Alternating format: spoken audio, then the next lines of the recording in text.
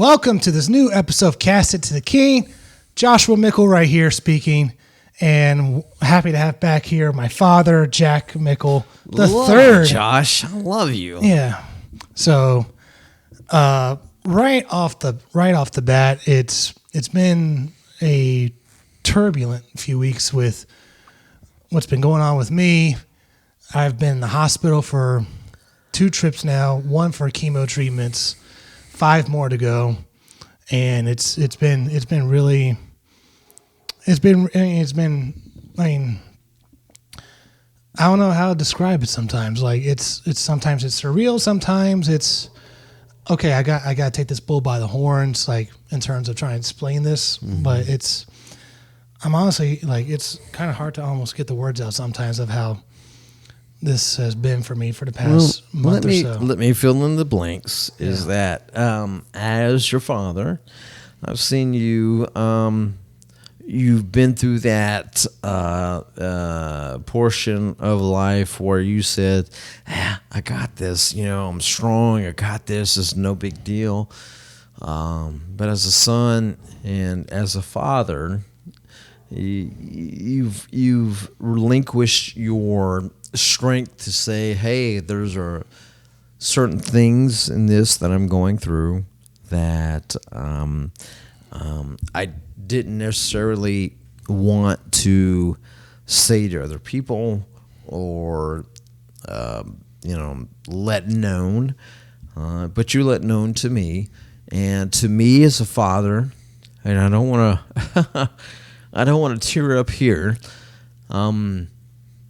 but you said things to me in private, like when just you and me, where we've, you said certain things where whether it be through chemotherapy or just in general, why is this happening? Just you and me, as a father and son, I'm the one who cut your umbilical cord, trying to keep it together. But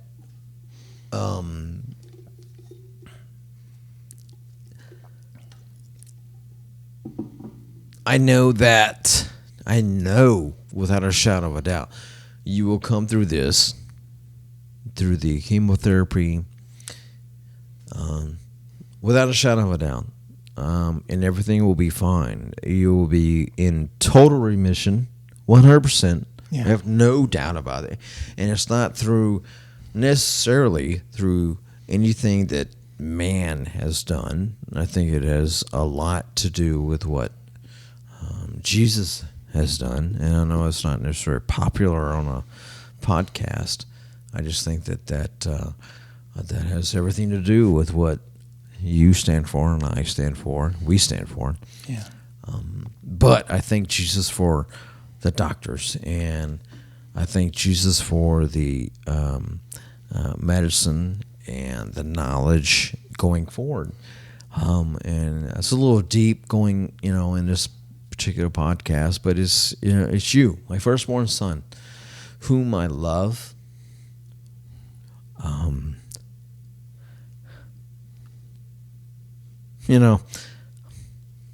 So proud of, and everything that you do, that you have done, and I know that moving forward that you're going to do awesome things, and you're going to be a testimony for so many people. So, keeping my emotions in check for this podcast, I'm going to keep it that way, and let it move on. So,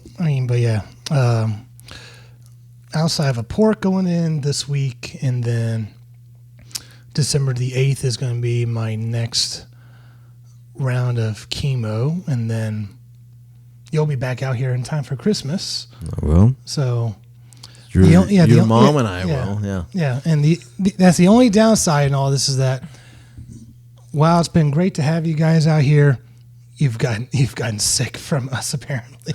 Yes. So when I originally flew out here, I don't know what it was 2 weeks ago, a week or so ago, yeah.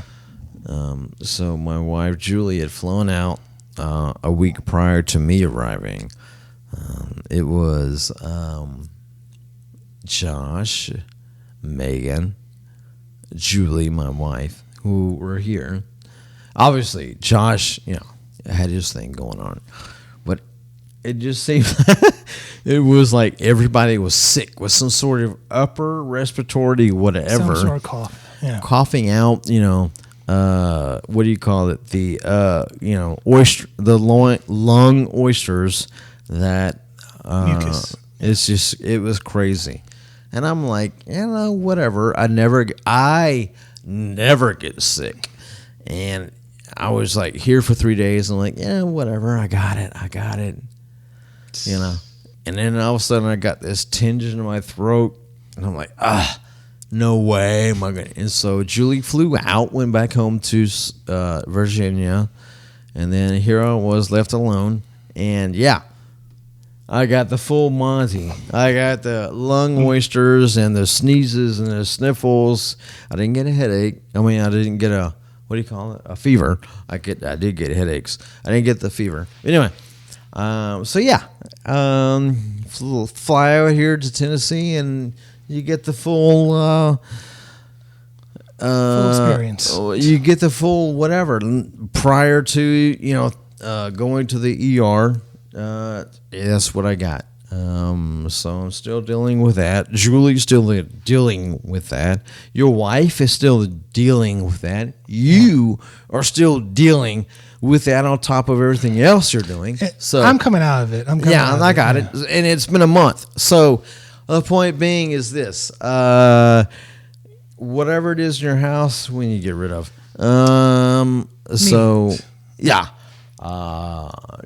It's a whole bunch of stuff going on, but it's all about Josh. It's not about us. It's about him. And I'm hoping that, I know that this is going to be an issue that he can come out of and be a representative and, just somebody who can be speak out or speak up against cancer. I think you're going to be the man to do that. Yeah. I know that you're going to be the man to do that. Exactly. And I love you for that. And I love you for being the father that you've meant to me for so many years, all my life. Having that, always instilling that fighter mentality in me, even though I wasn't the best athlete. Even though I wasn't on varsity at all, I still have that mentality. I just have that mentality. Yeah. Well, I told you before we went in for the Thursday, before you went in on Friday. Friday we went in, yeah. Anyway, I said, this is the first day, that we're going to be, this is going to be a fight. You're going to be a fighter. And whether it be this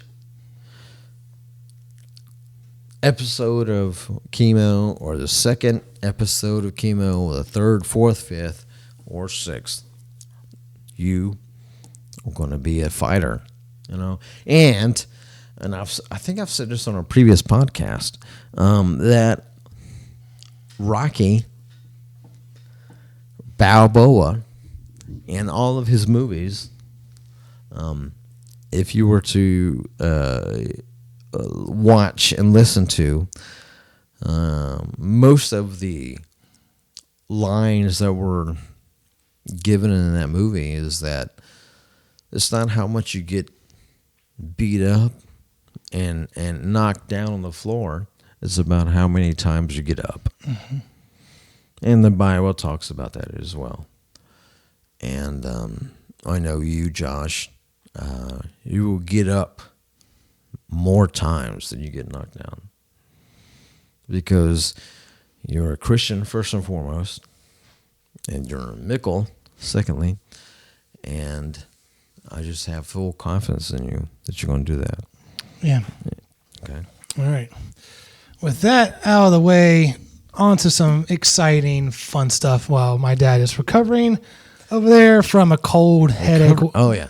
So I do. So everybody knows, I do. So when I came here, I was 100% healthy. But him, his wife, and my wife, who was here at the time, all three had the incredible upper, we call it Congestion. congestion. You call it congestion? Anyway, upper respiratory. There you go. Upper respiratory and whatever coughs and sneezes and blah, blah, blah, blah. And I'm 100% healthy, and I'm like, okay, I'm not going to get this because I just had my flu shot. I'm thinking, okay, blah, blah, blah. Julie goes back, and she had it bad. And she goes back to Virginia, and then I stay, obviously, to hell with Joshua and Megan with his procedures. And then I get sick. I mean, 100% sick with the upper, all that kind of stuff.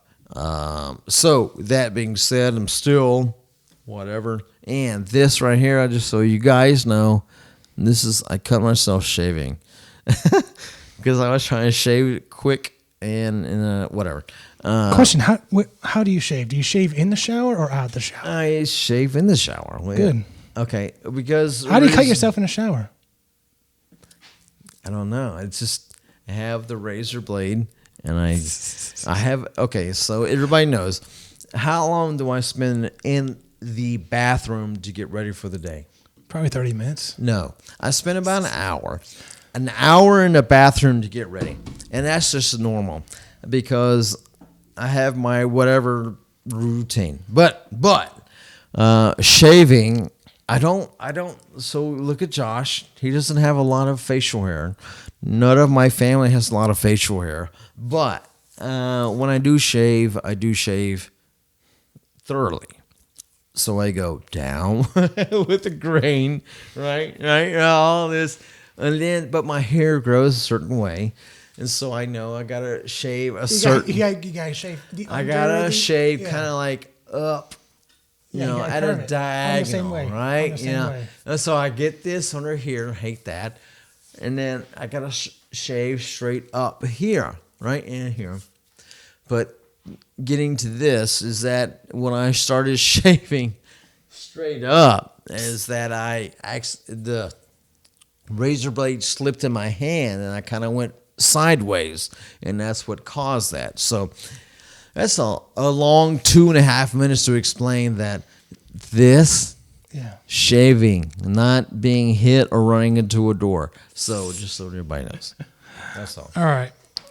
The first thing we're going to, while I'll let you rest over there, I'll give you a breather. Thank you.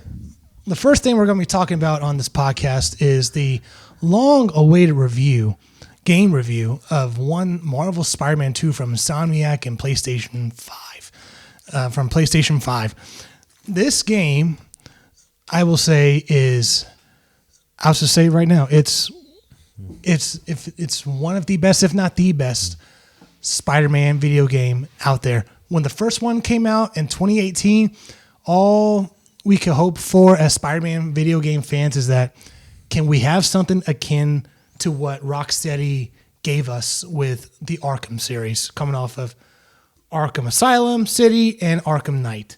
Can you give us a good quality AAA game that we can be proud of in the Marvel side, particularly, or Spider-Man side?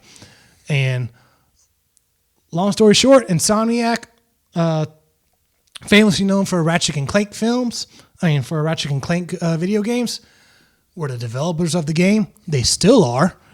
Did a great job with the spinoff with Miles Morales, and now the sequel, 5 years in the making, with Spider-Man 2, and it does not fail to disappoint because this game does everything right that you wanted to improve mechanically, with the web swinging, from story, from character building, to side missions, to the villains, to the plot, to the surprises in this game, actually, that a lot of people, including me, were pretty shocked with some of the plot that they actually went with this game, that the developer actually came out and said, this is not going to be this is not going to be based off a particular comic book. We're going to draw inspiration from some of them, but mainly this is an original Spider-Man story, and you will see cues from Kraven's Last Hunt. You will see cues from other Spider-Man games, and I'll just get out of the way. But before the new Spider-Man games came out in 2018 and now this one, my favorite Spider-Man game was Spider-Man Web of Shadows. This game pays so much homage and different Easter eggs in a side mission and in the main storyline of how Web of Shadowy this story went in terms of the symbiotes and all that stuff, and I won't go into spoilers for that. But in terms of the actual game itself, great game. Can't wait for. We are still waiting for the new Game Plus update to be downloaded from the developer for us to give us shortly in the next month or so. When that happens, I will definitely be doing a follow up on that. Josh, I have a question. What's the question? Do you think that the video games will influence the movies, motion pictures? We already saw a little bit of it from in Far From Home and No Way Home. Actually, like some, not like this is its like plot point. No, like game to not movie. Major, but yeah. There are Easter eggs where it's like, yes, that's you got that from the game. Yes, you got that from the game. Okay, plenty of that. And Far From Home, at the end swing that Spider-Man does, he takes like a selfie that was famous that you could do in the first Spider-Man game that you could do, take selfies while you're swinging. And in No Way Home, a little bit of the combat is actually almost, I don't want to say exactly, but almost akin to what it is in the video game. Yeah. So, hey, they feed off each other. They feed off each other. So, and that's all you could ever want, especially in such different mediums where it's a like video game and movie. You're thinking two very polar, different, opposite things. But now we have games like The Last of Us, Uncharted, now Spider-Man, the previous Batman films from Rocksteady, games from Rocksteady, where you can have a great game, but have a great story. Amen. Something that you can play, immerse yourself with, and all that sort of stuff. And I'll tell you what, this cutscene right here between Kraven and right here. The cutscene, like the fight scene that you do in this game between Miles, you play Miles Morales, and you are facing off a corrupt black Spider-Man, like black suited Spider-Man with a symbiote. Great setup throughout the whole game between Miles Morales and Peter of having that dilemma where Miles is going through his storyline of what happened to his father in the first game, trying to should he kill his father's killer out of revenge, or should he stop him, put him in prison? That dichotomy, they go back and forth with Miles Morales in the game, and it's brought to a head without giving away in a very satisfying way, to where it's like you see his point of view, but he's on that hero. Yeah, he's on the hero's road. I think the Miles Morales, the Spider-Man character, and the trajectory that takes is so. Oh my gosh! It opens up so many different avenues in which. Oh yeah, Venom in this game. Spectacular in this game. Spectacular. It could take so many different venues or avenues of how do you want to take the storyline? You know, I love the Miles Morales storyline. I think that his character is awesome. I think that introducing not just him but the entire Spider-Verse, so to speak, which is actually in the game. Funny enough, they actually introduce in canon the Spider-Verse from the movies. So theoretically, if Spider-Verse, the anime movies, connect to the greater multiverse of the Marvel Cinematic Universe, which we'll talk about soon in Loki, that connect to the game, it's one big happy playground. That absolutely. By technicalities, it's in the same world. It's in the same multiverse not in the same universe, but you're same still in the same sandbox. Yes. Of whoever controls which we would talk about in Loki, the same glob of who controls these. I got it. 100%. I'm 100% involved with the Miles Morales. I'm Team Miles Morales. Anything that has Porky the Pig playing Spider-Man, I'm all for. 100%. That was one of the funnier. So the side mission that in this new game that involves Spider-Verse involves picking up spider bots, and there's actually different spider bots of the different Spider-Man, different Spider-Mans in the spider pig bot. Yeah. They make a funny joking reference too. So, and there's all sorts of like if you played like the characters, you can play as both Spider-Man, Peter Parker, or Miles Morales in this game.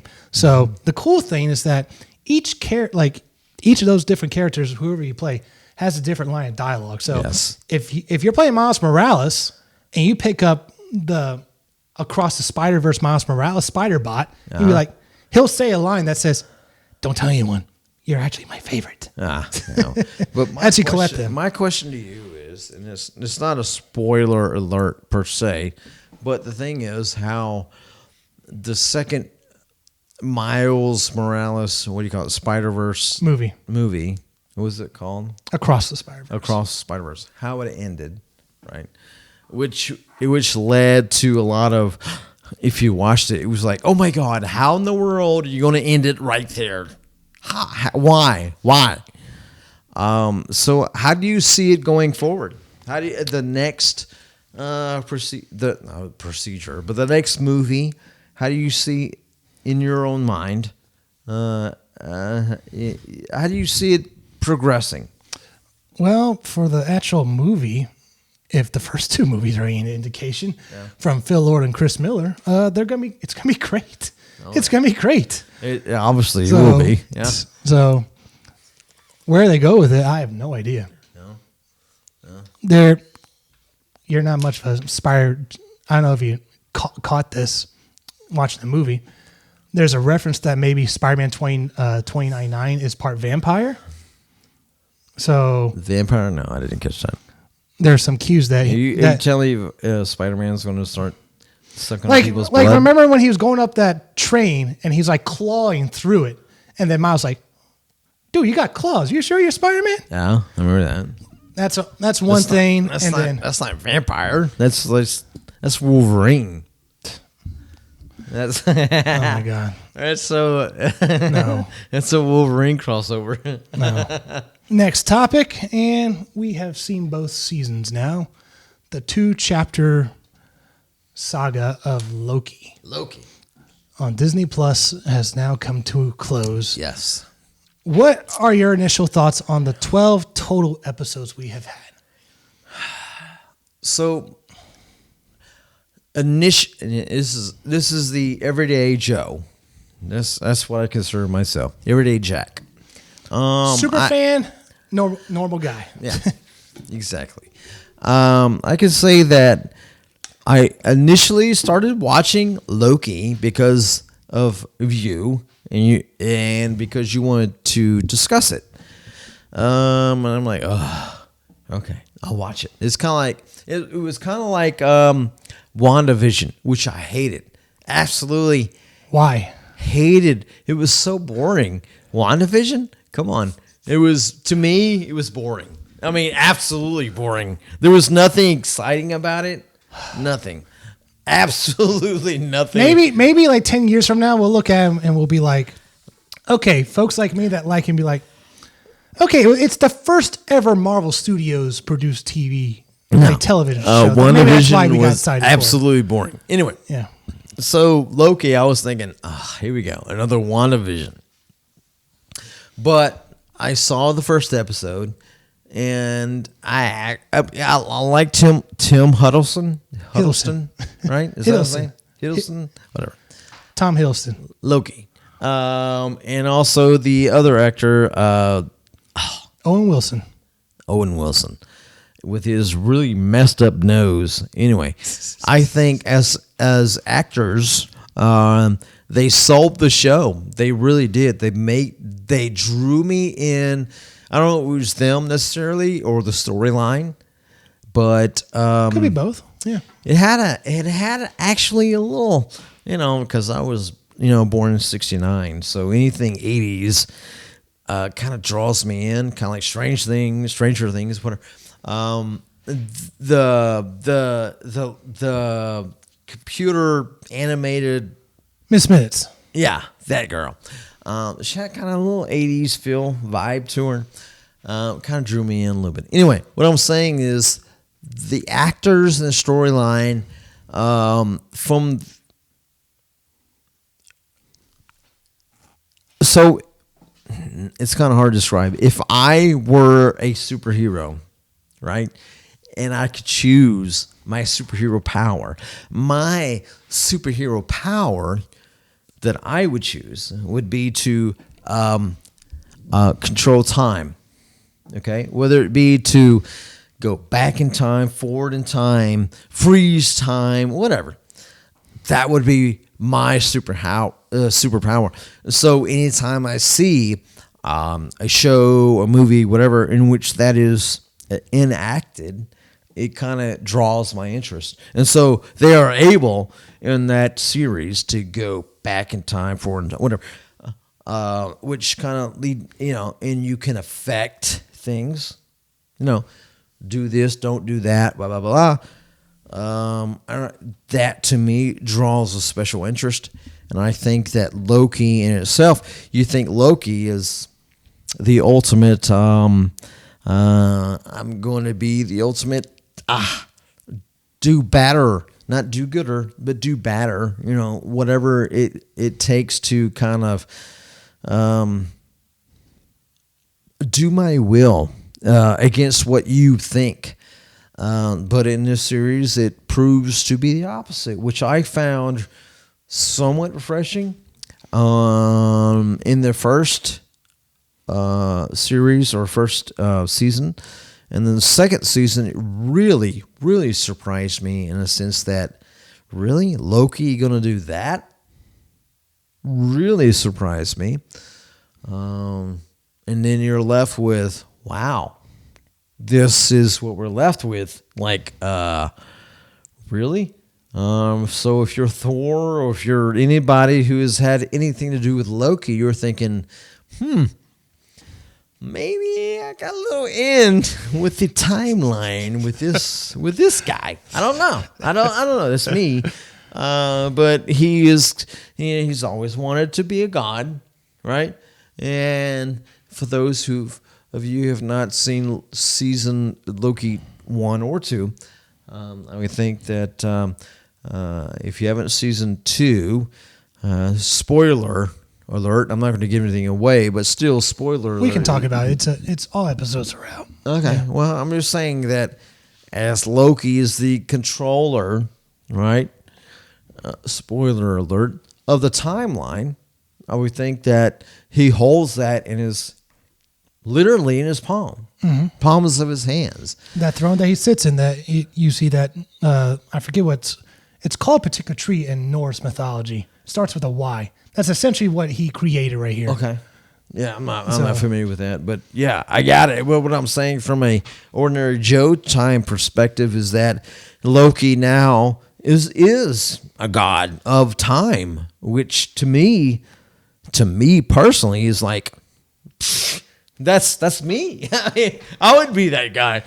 If I were to have a choice your superpower would be to control time. It would be very, very similar, if not the exact same as what Loki is doing now. Now it's a little, I would admit, very lonesome because.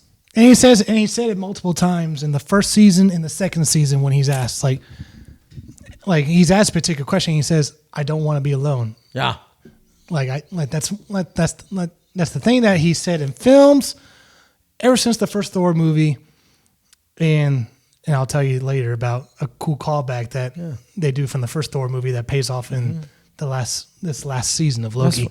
It reminds me of it's like the God of Mischief but like deep, like, and Thor knows, being brothers with him, is like, he knows deep down, it's like, you can be so much more. But he wasn't the god of mischief in this. He was not. No. Maybe initially in the first series and in the very first portion of the series, but then it became a he was discovering himself, discovering what the hell was going on. Yeah. And in the second series, it was about him trying to save, time itself, people itself. And, it reminds me of the song, one is the loneliest number that you'll ever know. So that, to me, was him. He was the one. He knew he didn't want to. He wanted to be with a girl. I don't know what her name was. Sylvie. He wanted to be with her. And he loved her, I think. But because of circumstances and situations, that couldn't happen by and large to save the big picture. So that takes me to the question of, would you, Joshua Mickle, would you sacrifice yourself, to save humanity, or would you not, right, in order to sacrifice your family? Say, all humanity be damned. I want to sacrifice those that I love. I'm not sacrifice, but I want to save those whom I love and keep them safe. What would you do?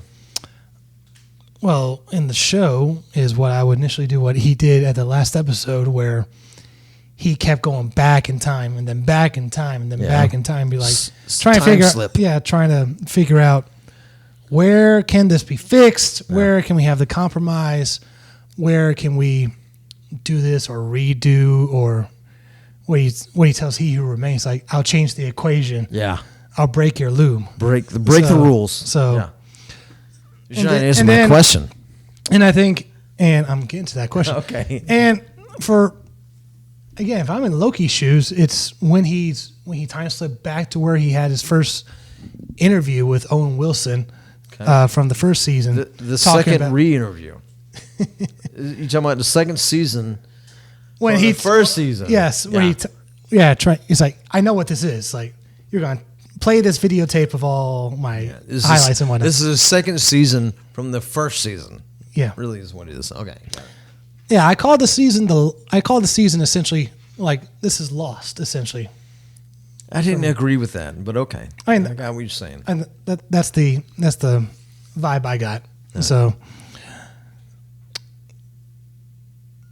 Loki, burdened with glorious purpose. Yeah. What the conversation that he has with Mobius, Owen Wilson's character. Yeah. I think that was like one of the best scenes in all the shows, where it's like you're the one doing it. You're the one pruning people. Like, how do you do it? It's like what comfort do you have in doing that? It's like you're not going to find comfort doing this, man. Mm-hmm. And that it's like you got like you have to know when to make the tough choices. Most purpose is more burden than glory. Mm-hmm. No, I got it. And Loki asked him, "How do you live with that?" Scar tissue. So scar tissue is very thick. Yeah. Yeah. So to where one of the last lines that Mobius says in this flashback time flip thing, it's like you just choose your burden. Yeah. So to where Loki has almost a aha moment, mm-hmm. and then Sylvie gives him another wrinkling aha moment of Mobius plus Sylvie's final thing with him, to where he goes back at the loom breaking down. It's like, you know what?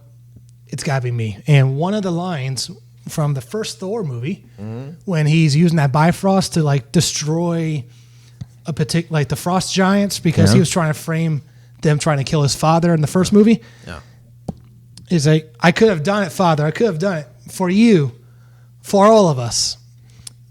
The line he says to Sylvie and Mobius when he locks the door behind him, to try to save everything, every timeline, every universe, everything.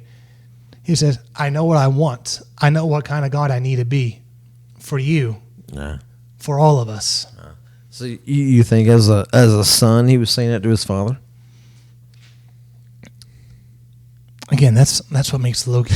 This is what makes Loki now the most compelling. This is what makes Loki the most compelling, great character arcs we have ever seen in medium. It really is. Where he started out to where now he is. Yes, but I'm wondering if Hiddleston was the character to bring that out, or was that the character in whoever played it out? I don't know. It was actually Tom Hiddleston that actually brought it up, like saying this is a line that we need to say. I agree. So. I think Hiddleston is. Wow. I mean, we talk about Marvel. I mean, I don't know that any Marvel character is ever going to win an Academy Award. However, whatever the equivalent is for television, yeah, no, it's Academy for movies. But anyway, the thing is this would be for television awards, though. Why television? It's a movie. No, it's a series. Seasons. Okay. Well, okay. I'm sorry. I don't know. I don't know. It's an Emmy, or a Golden Globe, or an Oscar. Anyways, yeah. Point being is that I think actors who portray these characters kind of get an over, whatever, they're a superhero character. I don't think they get the accolades they deserve. And Hiddleston, I think, in this is special character, especially the season 2, would warrant that. I think he is excellent. He was the one that really Owen Wilson to a lesser extent, but still very important, kept me engaged. And the only thing with Tom Hiddleston, especially in season 2, was every time you saw him, it was like he was doing this, Whip back his hair. He was time slipping, and he had this long hair, and he was like, whip it back up, yeah. I can't do it because I have short hair. But anyway, it was funny how, literally every, he was time slipping, he would come back and every time he get hit, every time he gets hit in the gut. Yeah, it was like an 80s rock star going, that kind of thing. So anyway, it was, I loved Loki. I think everything about it meets me personally. With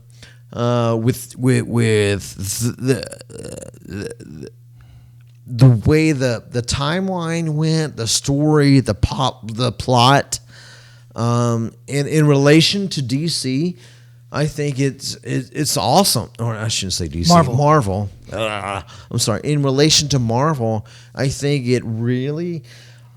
I don't know. It explains where we are today, where we stand multiverse wise. I don't know that it didn't explain it. To me, it opened up like, well, what can we do from here?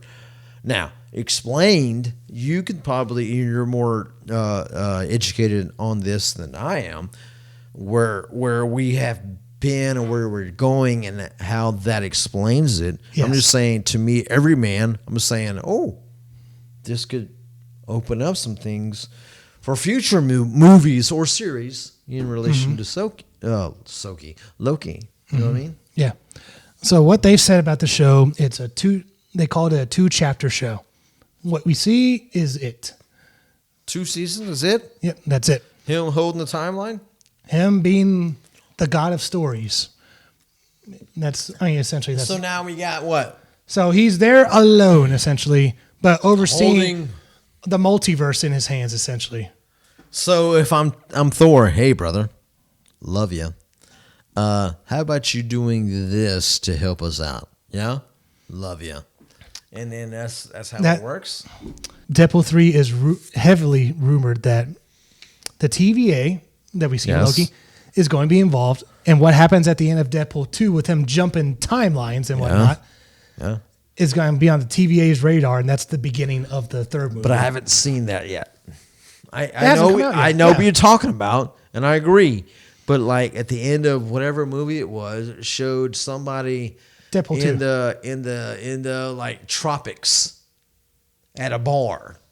That's on Venom. a beach. Yeah, Venom. Was that Venom? Yeah. And he was like, I don't know what was going on because that was like 2 years ago or a year and a half, whatever it was. No Way Home. Yeah, that was the And post I'm like, scene. okay, got it. But how does that affect now? I mean, I don't get it. You do something a year earlier or a year and a half, and all of a sudden you want to bring it now. I'm like, I've forgotten about that. Yeah, totally different thing. Outside of his core Got it. Okay. outside Got of it. Jonathan Majors' I core got battles. it. I got it. Okay. Him in the show. Yes. I'm sorry. That was a long way to explain this. Jonathan Majors, right? Yes. I thought huge, awesome actor. I think not my favorite, but not my. It's not because of. I don't know his political leanings. I'm just saying that it just seems like sometimes when people get. Jonathan Majors has been portrayed in a number of films recently.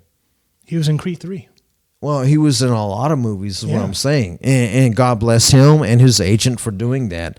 It seems like, okay, here's just another vibe for you to jump on. I got it. And he did a great job. I just did not vibe with his character. I didn't vibe with it. Which one? Victor Timely or The Loki one especially. Victor Timely. The Loki From the 80s. He who remains, right? He who remains. He Who Remains, and then there's a Victor Timely variant. Yeah, that he plays. Victor Timely I liked.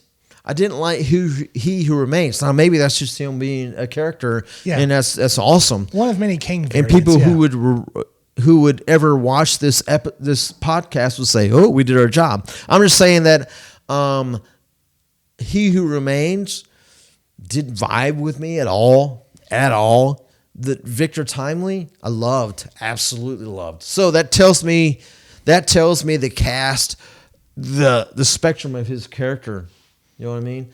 I think that and also shows like Kang. This is one of many Kang variants out there. I don't like Kang. Just to say that. Yeah. We've seen a Kang variant in Ant-Man 3. Yeah. We've seen Victor Timely. We've seen He Who Remains. Yeah. It shows the acting chops of how different Jonathan Majors can portray the same character but differently. Without a doubt. Yeah. I agree that he has chops, 100%. Yeah. And I'm not saying yes or no to his. I think this is just my reaction to his character portrayal. As He Who Remains, hated it.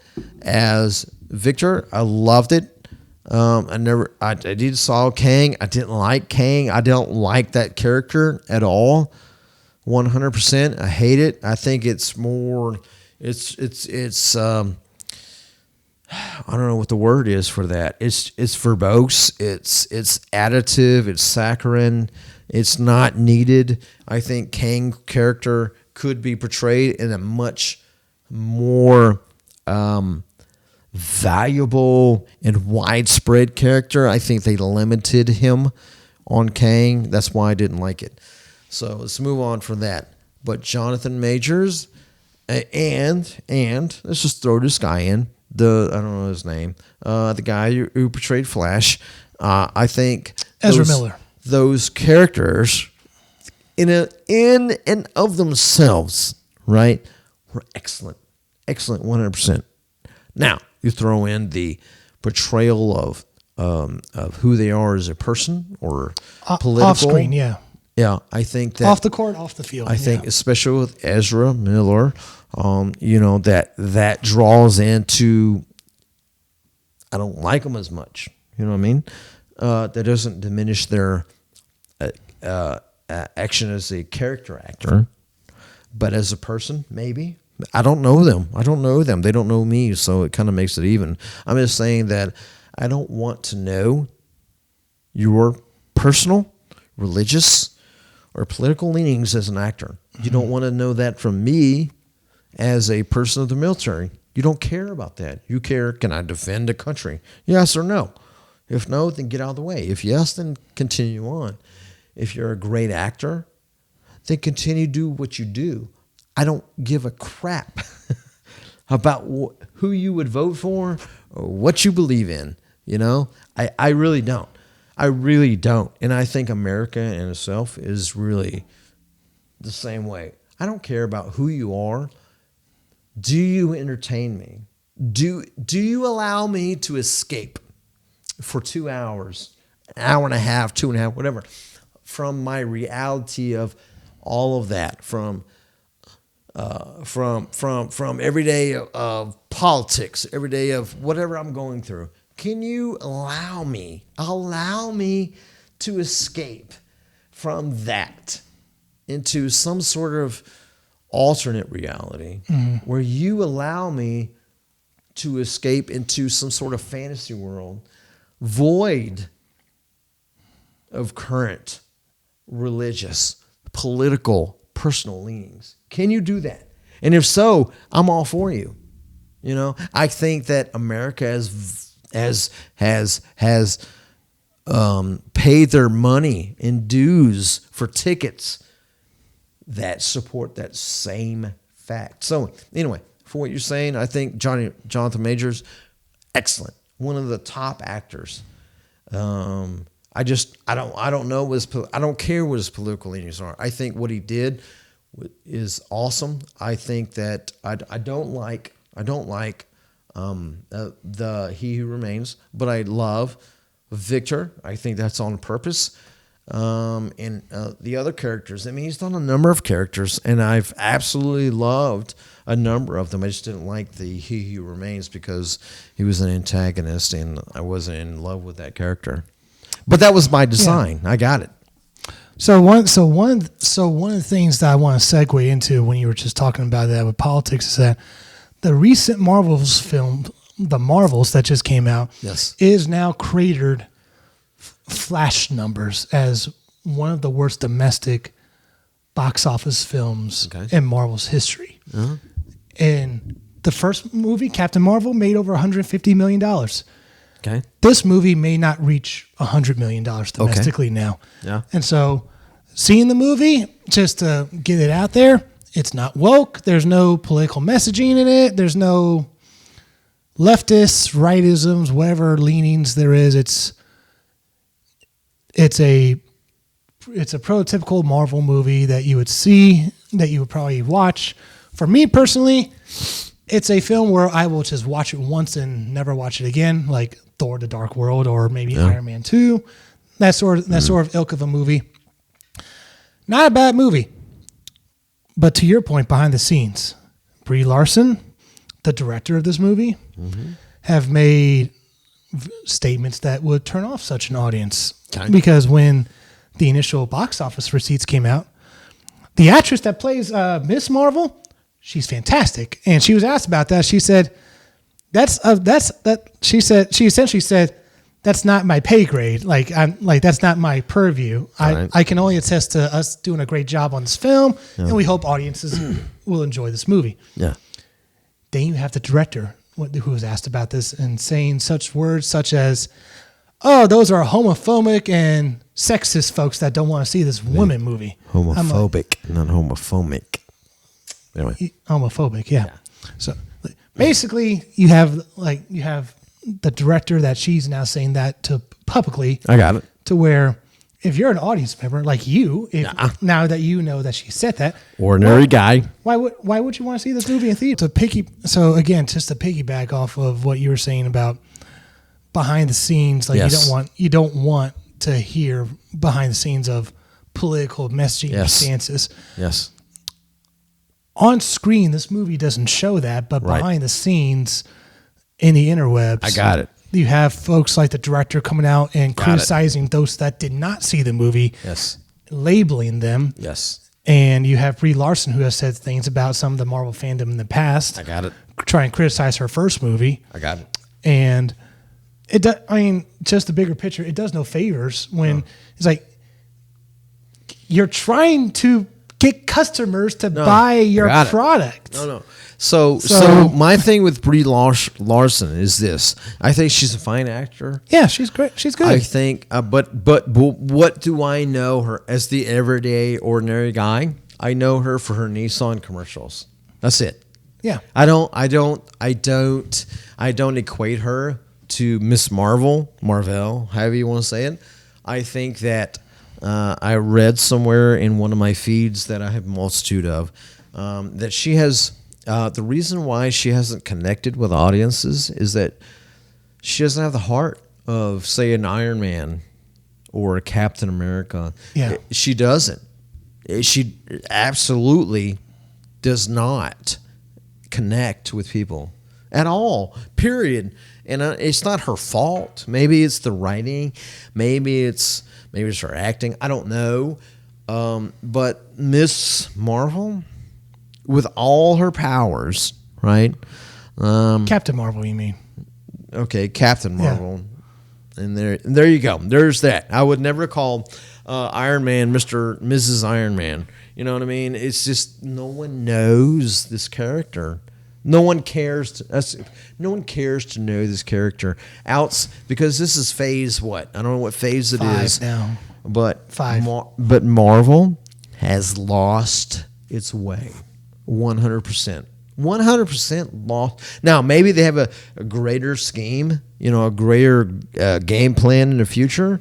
But with this character, I thought, like, say, for instance, before the snap happened or during, when she had her solo flick. I thought she was going to come back and, with all her superpowers, do things. She was nowhere to be found. For most of until the end, and she was really non-existent in that final scene. She was what you would call the Optimus Prime of the Optimus. Games. Like, where is he? I'm so powerful. Where is he? It beat every single scene until the very end. Where it's kind of like Ralph Macchio with Karate Kid. Got his kicked in every scene except for the very, very, very, very last one where it counted for points, and then he won. But up until then, he was beat to hell. And I think the same thing with Marvel. That character is useless because it didn't come in when we needed it. It was all about Captain America, Iron Man, Hulk, for whatever reason, and a multitude of others. Not her at all. She might have had a smidgen of effect, but she didn't. With all her powers, she could have come in and done a whole lot more, right? And I was expecting that as a fan. It never materialized. And then she come out with 2 separate movies. I loved her first movie. I thought it was cool. And the only reason why I thought it was cool is because it explained the thing about the Skrulls. Yeah, with Marks with what's his name? Nick Fury. Yeah, Nick Fury. I thought that was cool, but other than that, I'm like, The character has no heart. Has no heart. We don't know. We have no ups and downs with her. There's no None. there's nothing that an audience that can say we can now definitively say based on box office receipts because the first film made $1 billion. It was 2 months away from Avengers Endgame coming out. Yeah. We can now say for fact, based on box office receipts, that folks went to see Captain Marvel in anticipation and knowing that we must know what this character is because she's in this big movie that we have been waiting 10 plus years building up to, coming out in 2 months. They wanted to connect the dots. Yeah. That's all that was. That's all that was. And she has no heart. And that character has zero. There is no Rocky Balboa in that character whatsoever. It's just a facade. And they need either to redefine the character or do away with the character because it's obviously not connecting with the fan base. 100%. It's not. And you can't blame anything with COVID shutdowns or anything anymore. If the folks don't show up, they don't show up. No, and you can't say, well, it's a woman. No, it's not because it's a woman. It's about show me it like I said in Endgame. I was expecting her to come back and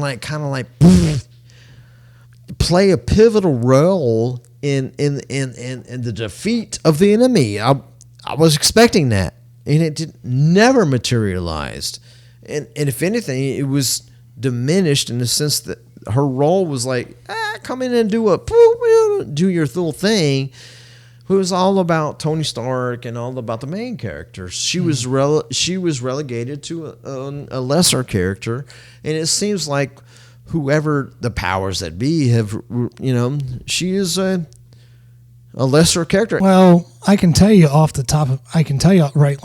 the bat is the two other characters you probably don't know or probably don't remember is you have Captain Marvel in the middle, and then you have the two other Marvels, Monica Rambeau to the right, and then to the left, Miss Marvel. Yeah.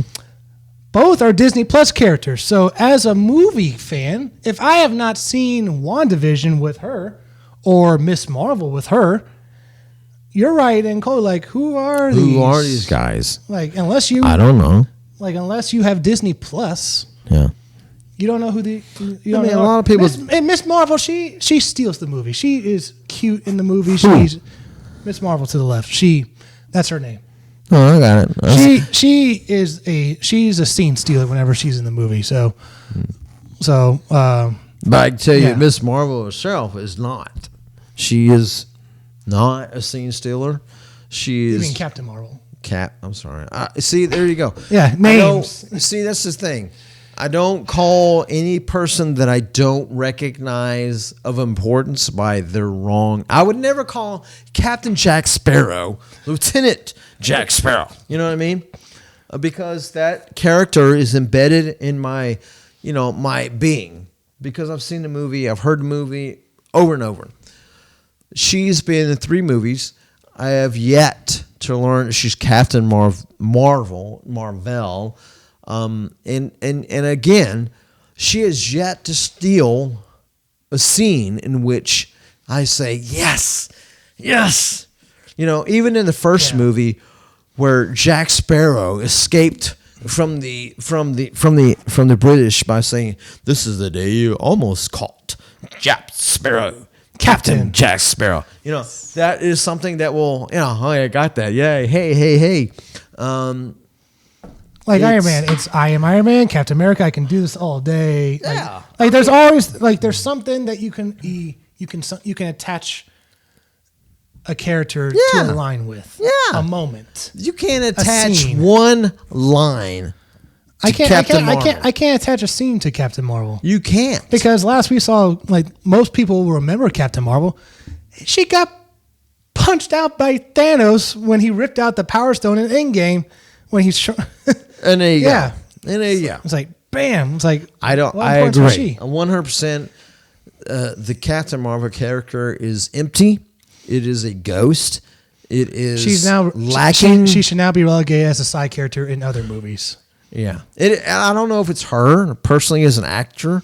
I just think the character itself, and even those 3 characters, I don't. You didn't like WandaVision, so you probably hated WandaVision. Monica Rambeau. Hated WandaVision. I hated everything about WandaVision. Everything. I think it was a disservice to everything Marvel related. I think WandaVision was horrible.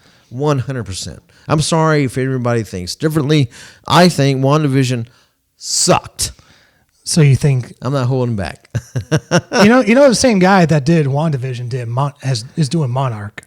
Okay, so and he's the same guy that's the Monarch on Apple TV. Yeah. Okay, so maybe that is a comeback story. I don't know, but I can tell you this: WandaVision sucked. In my opinion. Yeah. I mean, somebody else may love it. I just think so. We can try to wrap this up in a pretty bow, real quick. Is that you were just mentioning earlier in our last topic is that you watch these movies for post-credit scenes and you want to go into the next movie. I want to see it to pay off. I want to see it pay off. Yes, I want to see it pay off. The post-credit scene in this movie, and it's not spoiled because everyone knows by now. Well, they may not, but Is okay. Spoiler alert. Don't know. Monica Rambeau gets trapped in another universe. Who's Monica Rambeau? The one to the right. She gets trapped in another universe. Miss Marvel? Her. Okay, what's her name? Monica Rambeau. In the movie is Monica Rambeau? Oh my God. That's the character's name. She gets trapped in another universe. This post-credit scene features her in the X labs, and you see Beast, Kelsey Grammer, walk across the screen, and you see him in beastly form. I love Kelsey Grammer. And that opens the door to X-Men. And what is the next film? Marvel Studios' only 2024 film, Deadpool 3. So that's the next film. Deadpool did wear the X-Men uniform, though. Yeah. In X-Men 2. No. 3. You're talking about Origins. He did wear an X-Men uniform. I can't remember which one it was. It was an X-Men Origins. We refuse to talk about that bad movie.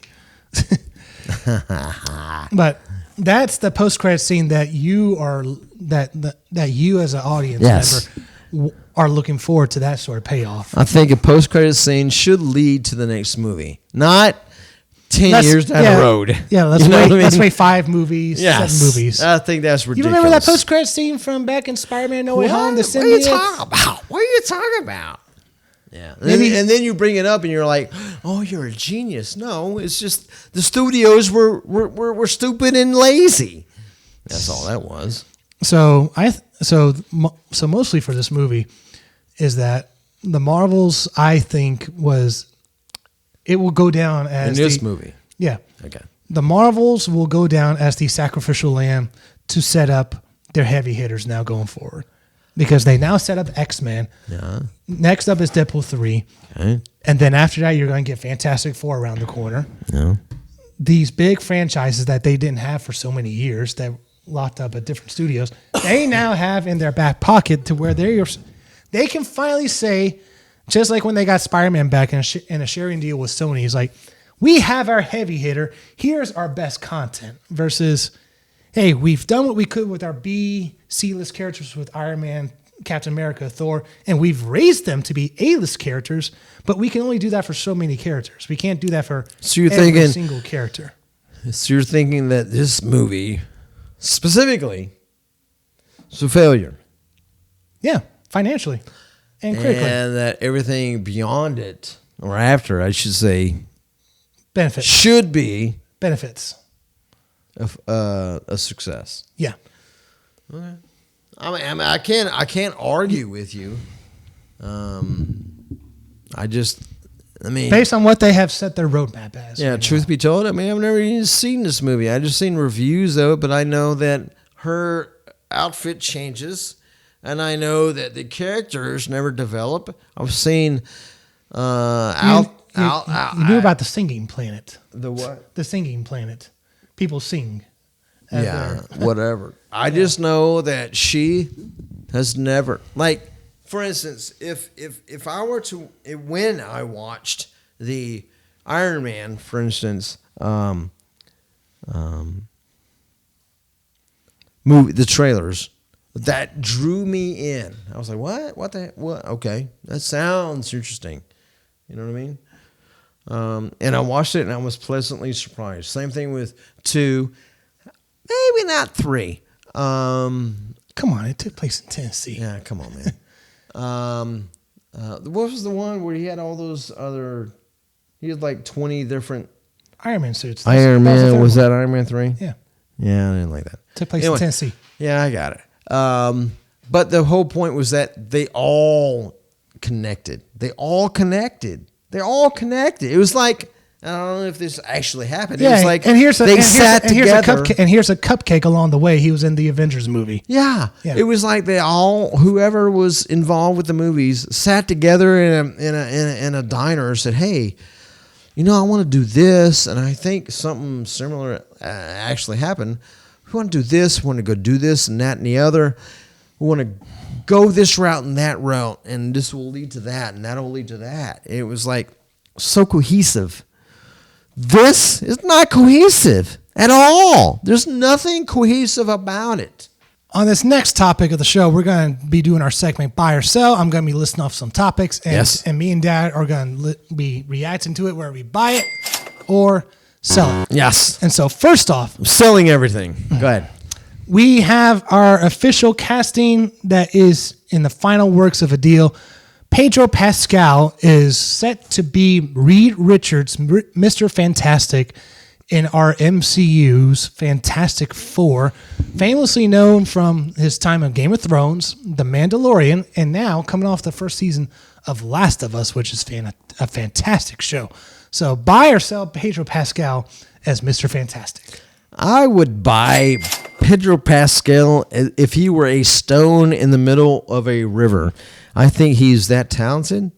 I'm excited. I mean, there's nothing that he's been involved in which I said, not so good. No, I've always loved his acting.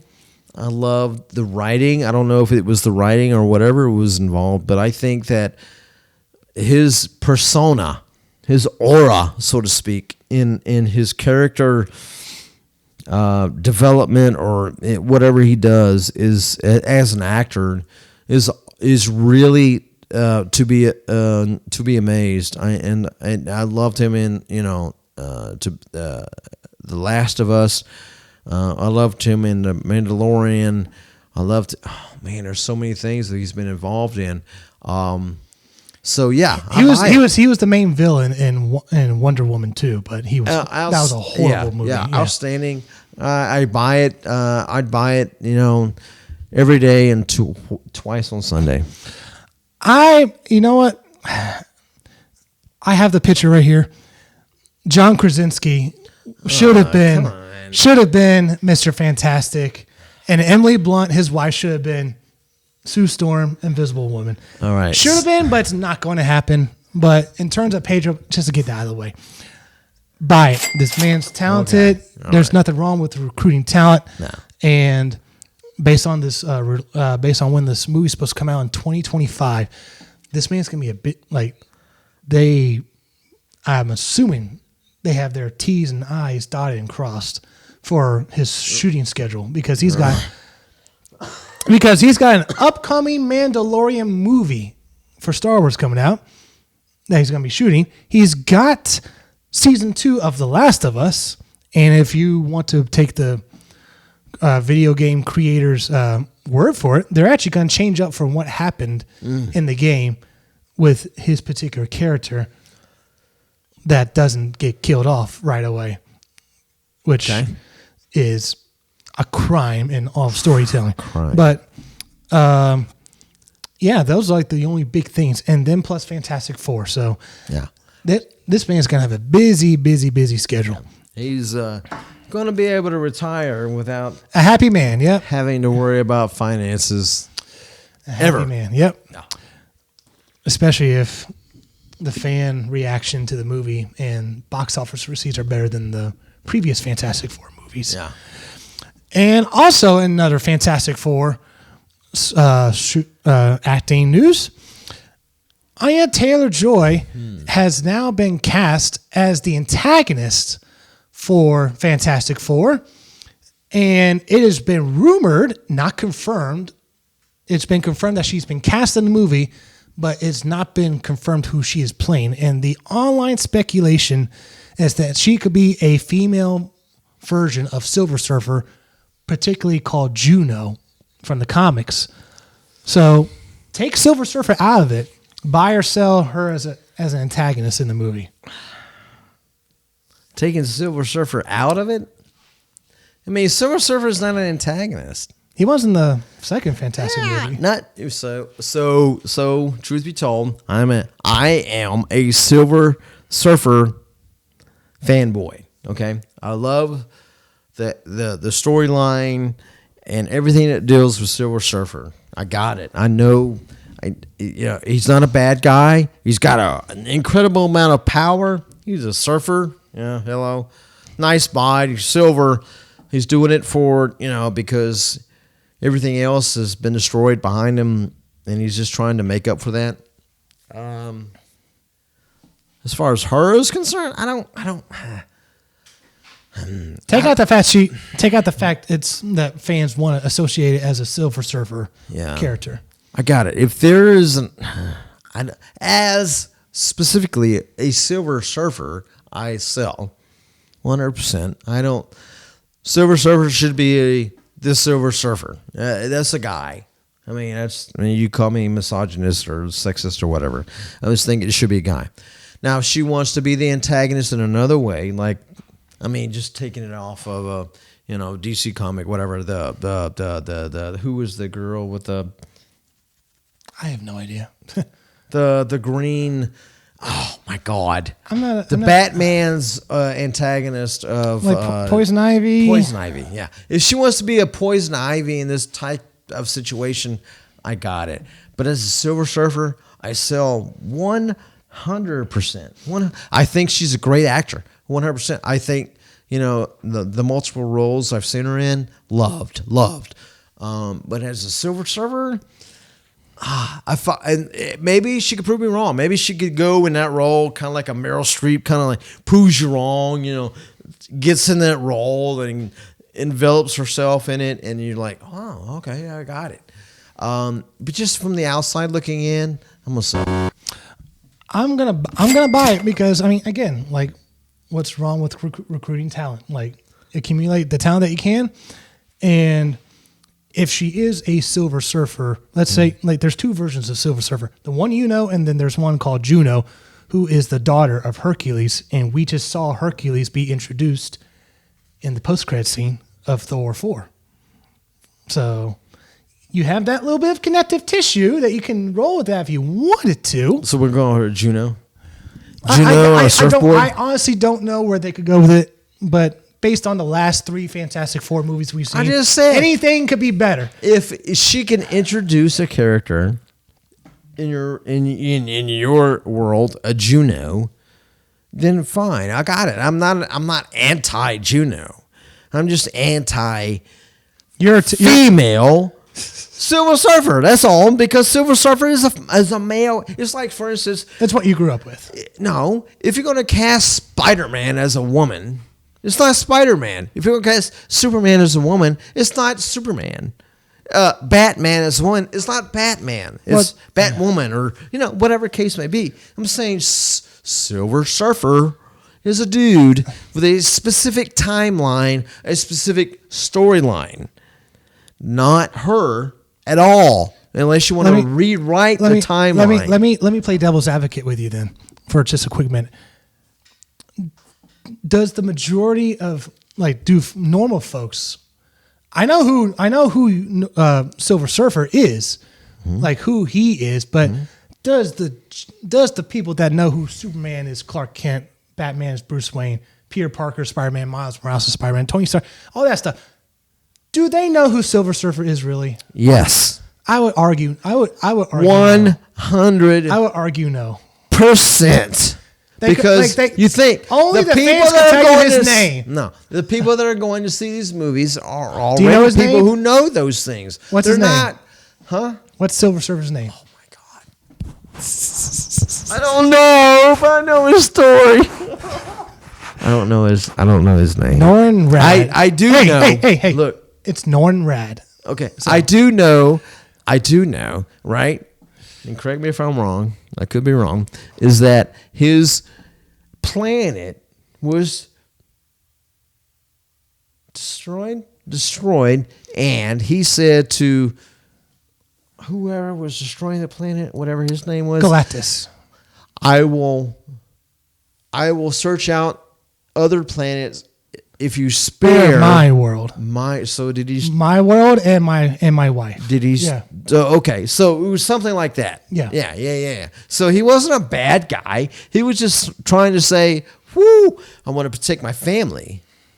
And who wouldn't do that? I would do that 100%. I'd be like, "Hey, you want Mars? Go ahead. You want Venus? 1000%. You want."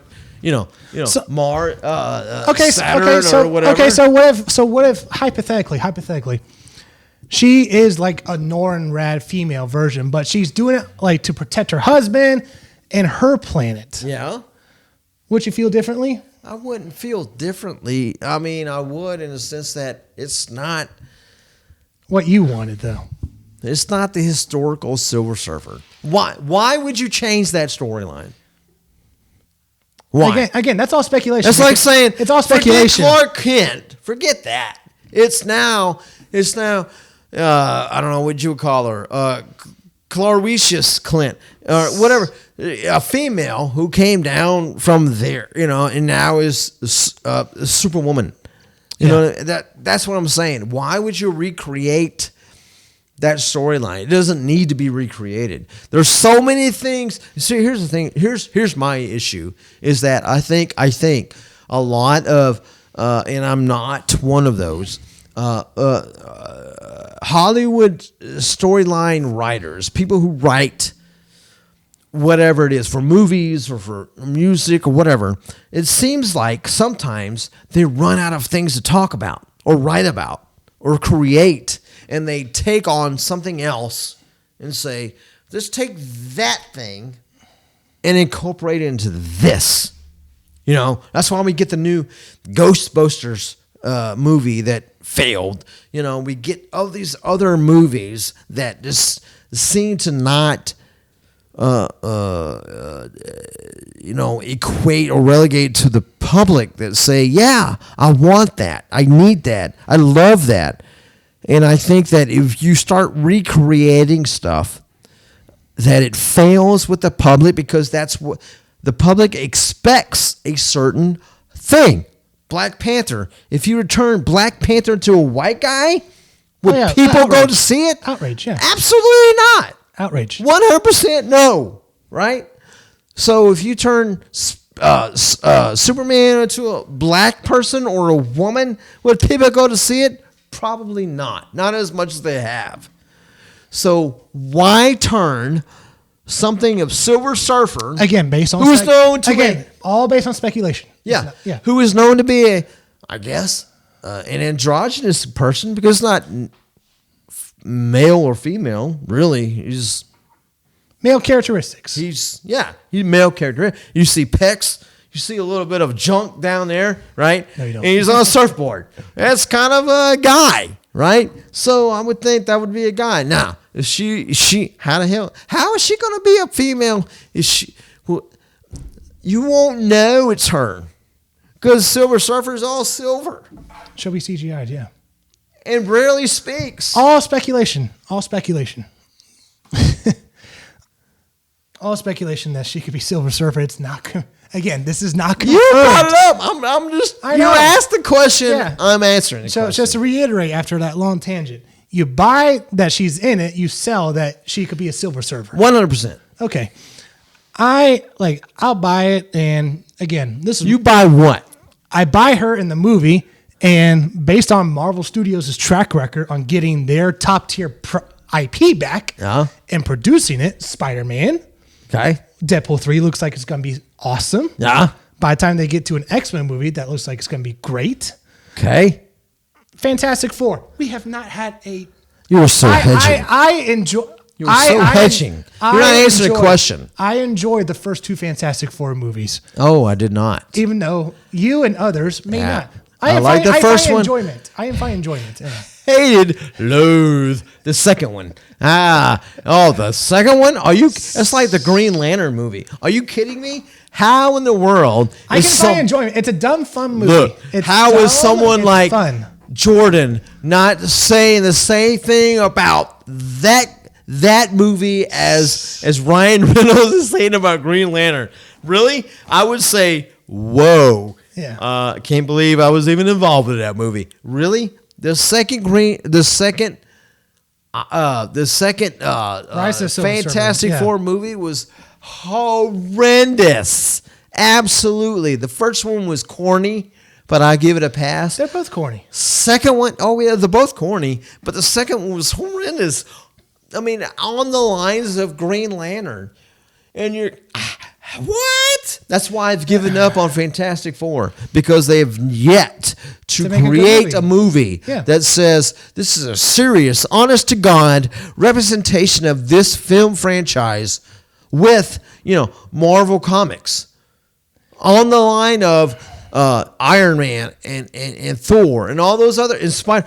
Spider-Man's DC. But it's not on the same level. It's always been corniest. That's why I trust Marvel Studios. I don't. Yeah. They've had 2 ties. No, that was 20th Century Fox. That was a different studio. Okay, that's a different studio. I got it. It's not giving them pass. They haven't had their hands on this. I'm like, prove it. Yeah, they do need to prove it. No, they do. I'm like, hate you. Prove it. That's you're like, oh, I love you. Yeah, I trust you. I look at their track record, and when they got Spider-Man was in That's all I gotta say. Spider-Man was the Spider-Man before he came back to Marvel Studios. Hulk. Hello. Hey. Josh was like, "This is my podcast, not yours." I'm sorry. Spider-Man, before he came back to Marvel in 2015, he was coming off a dreaded critic and audience panned Amazing Spider-Man 2, where there was no connection to the MCU. They're trying to do it all on their own. The audience and critics rebuked it, and then even though it made money, Sony looked at that fan reaction and said, "You know what? Maybe this isn't working. Hey, Marvel, would you like to make the movies for us now?" Yeah. To where we've seen what Marvel has done with Homecoming, Far From Home, and No Way Home. Yeah. We see what great potential they're doing with Deadpool 3. Yeah. We've had 3 Fantastic Four movies which have been mediocre or bad. It can't get worse, okay? It can't get worse. I agree. It can't get worse. That's why I say trust Kevin Feige, trust Marvel Studios when it comes to their top-tier IP. I trust Kevin Feige. I think he's good. Yeah. With her, I'm like, in herself, I don't think she's the savior of Marvel at all. No.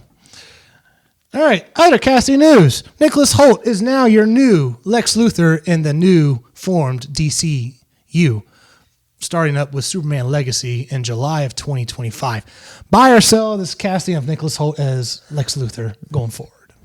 Buy. Because, again, similar to what I've said before, is that I think he is a character actor, has a lot to bring to the table. Unfortunately for me, I don't know. Lex Luthor to me is more of a, I don't know. You see the picture on our behind us, yeah, left. Okay, on our left, between the two of us, the bald head dude. Seems to me that person is more of a, and that's how I in the comics growing up reading it. Lex Luthor was more of a bald-headed dude who was more muscular, had a little bit more. And he'll probably shave his head and bulk up. Yeah. And I'm kind of like comparing it to Daredevil's King. I forget I know who you're talking about. The actor that played Kingpin. D'Onofrio was the actor's name. I can't remember the actor. Are you talking about the movie or the TV show? The TV show, I guess? Vincent D'Onofrio is the actor in the TV show. Yeah. So I think perfect. I mean, I think he's an actor, is one of the best. I mean, come on, man. That dude, his range is awesome. And so I kind of compare that to any Marvel anti-hero. So anyway, but I think that he would do it great. He's got the chops to do it 100%. I don't deny it.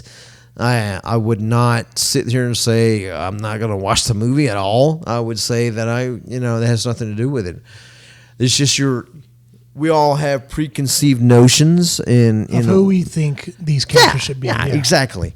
For him, I think D'Onofrio would be a great job to do that character. If Vin Diesel had more acting chops, I think Vin Diesel would be a better job. But I don't think Vin Diesel has the acting chops. There should be a ban on Vin Diesel making any more movies. I agree. Well, maybe that's different. But I think I would buy it 100%. I'd buy it. I don't buy I don't live and die by this character, so to speak. So whoever plays him, I'm not really head over heels in love with. I just think that the actor slated or rumored to be that character, he's cast, yeah, is fine. I think it'll work. I buy it as well. He's no stranger to the comic book world. He was just playing Beast in X-Men First Class. Days of I Future forgot Past. about that. Yeah, that's where I saw Days of Future Past. Yeah. Apocalypse and Dark Phoenix. Yeah. He was actually runner-up to be the new Batman in the solo Robert Pattinson Batman movie. I don't see him as Batman, but And he was runner-up to be the new Superman of this new universe. What? I don't see him as Superman. I don't. Runner-up. That's why. Yeah. So clearly, don't you got to be like James jacked to be Superman? So James Gunn, who's now running the show over at DC, clearly sees something, and based on his track record with Guardians, Suicide Squad, and Guardians 3, I mean, trust Kevin Feige. I trust James Gunn to start off this new universe on fresh legs. Okay. And speaking of and not so fresh legs is the dying DCEU. Oh. And the new trailer that came out a few days ago for Aquaman The Lost Kingdom has dropped online. So the buy or sell here is, do you feel any enthusiasm seeing this movie, considering the last two DC movies in Blue Beetle and Flash, although Blue Beetle was actually a really good movie, but both previous DC movies have tanked financially. So buy or sell, do I think it's gonna? Do you feel any enthusiasm to see this movie? Oh well, I think I'd buy. There's plenty of enthusiasm when you got Jason Momoa as Aquaman. Now, I mean, my problem is with the anti-hero with what's his name, the big mega eye guy, the villain Black Manta. I mean, come on, I just can't get behind that character at all. Even his storyline of his dad, whatever, in a submarine, and he was saving his dad. What was it? He was saving his dad from going down. I can't remember from the first movie. I just think that that character, with the only thing he's got is this shooting thing out of his eyes, is kind of like with X-Men and Cyclops. It's weak. It's weak. I don't like that character at all. I like Aquaman. I like Jason Momoa. I like the storyline behind it. I think plenty of people will get behind it. I think as an overall buy or sell, will it be successful? I think it will go beyond break even. But I don't think it's going to be a blockbuster at all. I'm going to sell this because we have now... Sell as in it won't make money? It won't make money. Okay. There's no enthusiasm behind it. The audience have said, we are done with this current iteration of DC. And we were just talking about the Marvels. Captain Marvel made over $1 billion. Aquaman 1 made over $1 billion. What does the sequel do with the Marvels? Tank. What's the sequel going to do with Aquaman? It's probably going to tank based on Flash and Blue Beetle and the one before that, Shazam 2, this year. So, yeah, this is a they're just waiting for this to get over with. And I don't disagree with you. And this film is coming off of a third reshoot. No, I got it.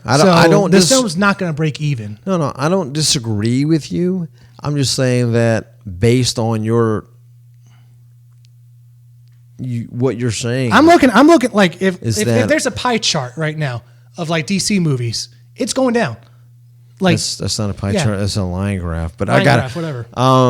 I would say that based on what you're saying is that superhero movies are on the downslide. Is what you're saying. Mediocre superhero movies are on the downslide. No more are the days of you can slapstick something together that's mediocre good and you can break even. Maybe make over $700, $800 million. No, I agree. You have to have a good product. I agree. Back in the early mid 2000s, you could have an Iron Man or make billions of dollars, whatever. but now it would barely break even. So what would you consider a movie, superhero like Marvel, DC, whatever, that would be a blockbuster? Deadpool 3. That's the guarantee. Deadpool 3. Even with its rated R rating, it has a chance of breaking $1 billion.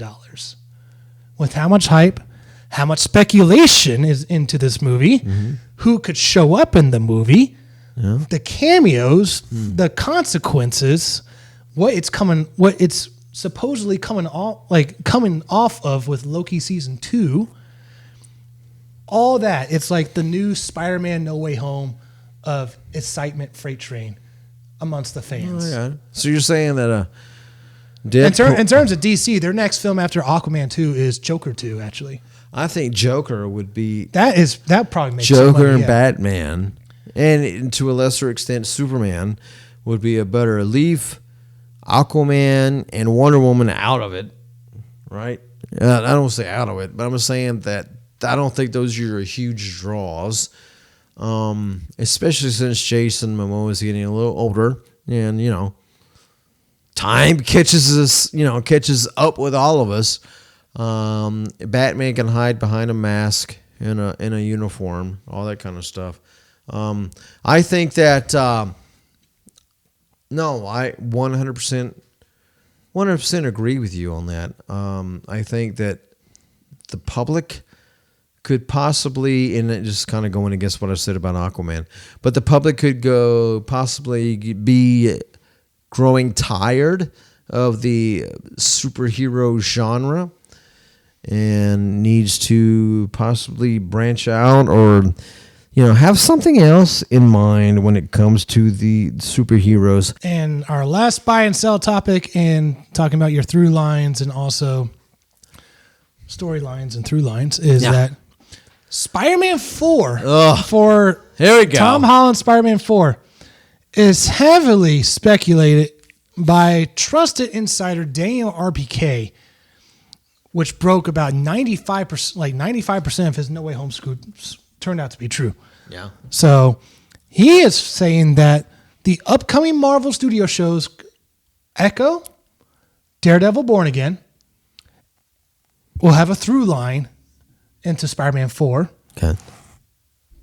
Connective tissue thread.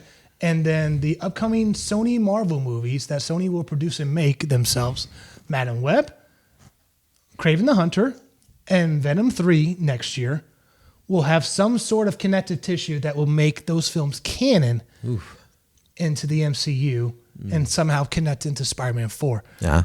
What that is, I have no idea. So the buy or sell is good idea or bad idea? Too much, or they should just focus on one thing with connective threading? I want to buy. In the sense that I love I would never thought in a million years I would ever love Spider-Man, but as much as I do. Yeah, well, it's just that in the last 2 or 3 movies I've really become a fan. And if you're gonna task Vincent D'Onofrio as an antagonist, in this, and then you're gonna throw Venom in there, maybe even Tom Hardy. I don't know. Are we throwing Tom Hardy in there? That's supposedly the thing. I mean, I don't know. What I'm saying is, it would be Tom Hardy. Yeah, you could go so many different ways with this. It's unreal, and this is another one of those. Show me the post credit scene, and then give me a movie later, like the next movie or so. That didn't happen with Spider-Man, which I'm a little upset with. I'm buying it in the sense that I love it. I love the Spider-Man storyline, where it's going, how it could go. So I'm waiting, expectantly optimistic on that. If only I could split this down the margin. Don't ride the fence. I initially was all going through my notes with this. I was buying this all the way. I'm right now, like as we stand right now, based on the info we have right now. Yeah. I have to sell it. I can only get on board with one through line, and that's the street level stuff with Echo and Daredevil, because the connective tissue between those two things is Wilson Fisk, Kingpin, who has been a staunch Spider-Man villain in the comics and in his in all of Medium. Yeah. So that's the connective tissue that you have right there that you can have, because Spider-Man has dealt with the multiversal threat. He's dealt with world-ending things. Let's have a Spider-Man 4 film before he goes off in Avengers and in Secret Wars, which then leads into Venom in his black suit. Have him in a film where he's fighting crime with Daredevil and he's taking down Kingpin on street level with street level credit, which he never has yet. Not this iteration of Tom Holland, but even with Homecoming with Vulture, but that was still connected to he's never killed Kingpin. No, he's not going to. He's just going to quip some fat jokes and beat him up. Yeah. Yeah. So, 90s Spider-Man show, I will always love and cherish this one moment in this line where Spider-Man, where Kingpin throws his heavy 2-ton desk or something towards Spider-Man in frustration, and then quips a line at Spider-Man. Then Spider-Man responds with, "What did you have in mind? A pie eating contest?" And then you see, and you see this in the shows, live action as well. Yeah. That Kingpin is not some fat dude. He's got physique and muscle, and he's jacked. He's jacked and ruthless. He's really jacked. I mean, he's not like, And so what he does in the cartoon, even in the cartoon, Spider-Man tries to kick, jump, land, kick him sort of thing. Yeah. But Kingpin catches him, and he says to him this line, and if they do this in the movie, I will go bonkers. If he says, "Approximately 2% of my body mass is fat. Allow me to show you what 300 pounds of muscle is capable of." Yeah. That really comes out in a fight, though. If that happens, I take my money. Take the Simpsons guys, take my money right now. Take my money. In an actual fight, that'll come out. Excuse me. Yeah. I'm sorry. In an actual fight, those kind of lines don't come out at all. It's more of like, no one gets a line out like that. I love Spider-Man Hollywood. Kingpin do. It's Hollywood, but so, and we've already seen Daredevil teased already. Yes. In No Way Home, so yes, it's ripe to be had. But in terms of how they're going to connect, so are you buying or selling? No, I'm selling like you're selling. I'm not buying, but you're acting like you're selling it, like you're selling. I am selling. Or buying it, I am selling. How in the world are you going to make the Sony universe canon to the MCU without it having to do it with the multiverse? I don't know. The whole thing with this rumors that they exist in the same universe, same world. Yeah. Where we just saw Venom get blasted back to his original universe in the post-credit scene. Kraven the Hunter, it's Hollywood, it's casting, but we already seen Aaron Taylor Johnson as Quicksilver in Age of Ultron. Russell Crowe, who's Kraven's dad in the new movie, is Zeus in Thor 4. So that confusion with the audience is something it's going to be something very interesting of how they're going to do that thread line with that. But the only way they can explain it is the multiverse. And if you remember in Across the Spider-Verse, and I brought this up with you, you see when Miguel O'Hara explains to Miles Morales, like the multiverse, you see a tree and then he shows branches of different timelines. Yeah. Very reminiscent to what we see at the end of Loki season 2. Are you trying to connect it to? Through the multiverse, yes. All right, that will end buy or sell, and we are finally going to get into what this man has been suffering through for the past few minutes, that he will finally be able to know what he's talking about. The Tennessee Titans. Wait. I don't know what I'm talking about up to this point. The Tennessee. That's kind of like what you're saying. The Tennessee Titans The Titans. They beat the Carolina Panthers. They clawed their way past the Carolina Panthers, 17-10. Barely. They improved their record to 4-7 on the year. Good luck finding another win on their schedule the rest of the year. Yeah, they could go 4-13. So, what are your thoughts on the game overall that happened today? Okay. Let me bring up my texts that I brought up to you during the game. Josh, let's see.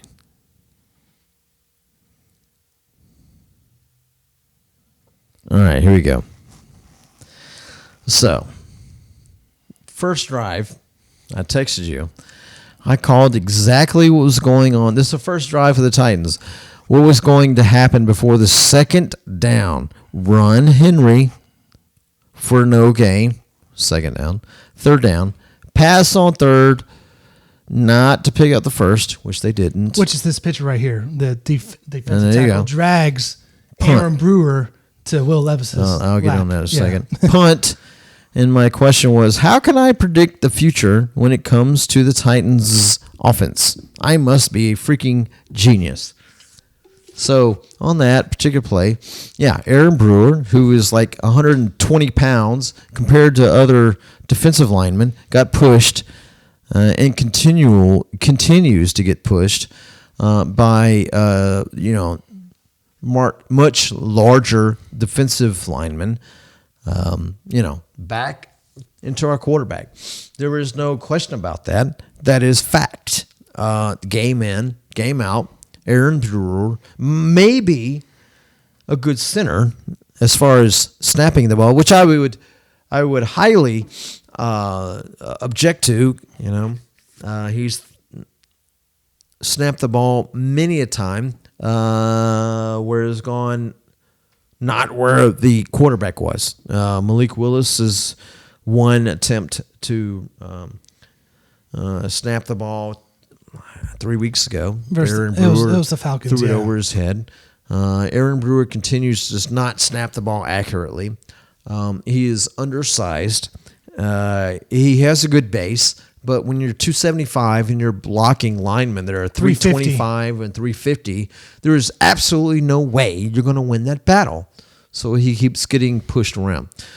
Radens, he had a false start and he allowed a sack on the second series, I think it was, or maybe the same series. Let's see. Wow, a really good pass by Levis. Okay, so safeties, they need to get the safeties out of the box by passing. So they continue to, like I said, I'm a freaking genius. Not just me, but many people. When they can call, hey, first, second, third, here's the downs that what we're going to do. Maybe not who's going to, but we're going to do a run, pass, whatever. And we can call it almost before even the series begins. We know, hey, first down is going to be a run. The second one is going to be a pass, which is not going to go anywhere. Third one is going to be a run, which is not going to go anywhere. And then we're going to punt. That's first, second down. That's run, pass, run. It's just the Titans. It frustrates the crap out of me. Why did we call timeout? I mean, in the first half, a second or third timeout when we didn't need to. That's just again coaching.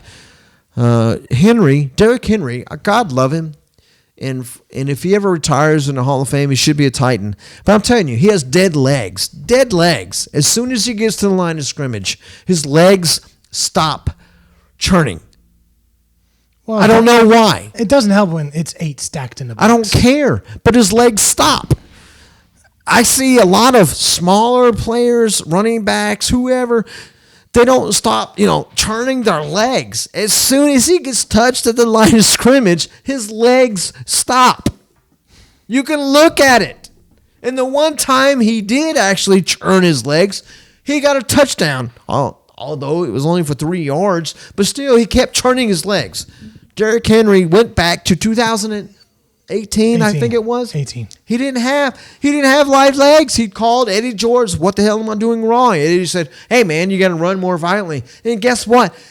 He was a doggone good running back after that. Guess what he did? Turn your doggone legs. Be violent at the hit. You are, my goodness gracious, bigger and better than most people hitting you at the line of scrimmage. Well, except for a lot of the linemen. They outweigh you. I got that. But what I'm saying is churn your legs. At least you fall forward for at least a yard or two more. He's not doing that. As soon as he gets touched, bam, he's down. I hate that. Hate that. Hate that. With no whatever. Refs, I can't want to talk about the refs. Yeah, they were non-factor today. Tim Kelly calling a short pass out on the. I hate that. Hike the ball. You pass it down on the side, thinking somebody's going to make a move and gain you whatever yardage. But this was a 3rd and 14, and he called a pass to the side to one of the receivers who didn't gain any yards. Matter of fact, he lost yards on 3rd and 14. What in the world do you think you're going to do on that? Come on, man. There's no blockers out in front. Death, taxes, and wide receiver screens don't work for us. Christian Fulton absolutely did not extend his free hand, which could have prevented that last first down. So basically, Christian Fulton, if you're going to be a cornerback, you got to try on every play, on every pass play, especially on your side. And that means, hey, if my guy has got me beat, at least I got my hand out. Maybe I deflect the ball. And had he, on that particular play that I texted about, had he done that, it would have deflected the ball because he was that close. But he didn't. He didn't do that. It's basic fundamentals.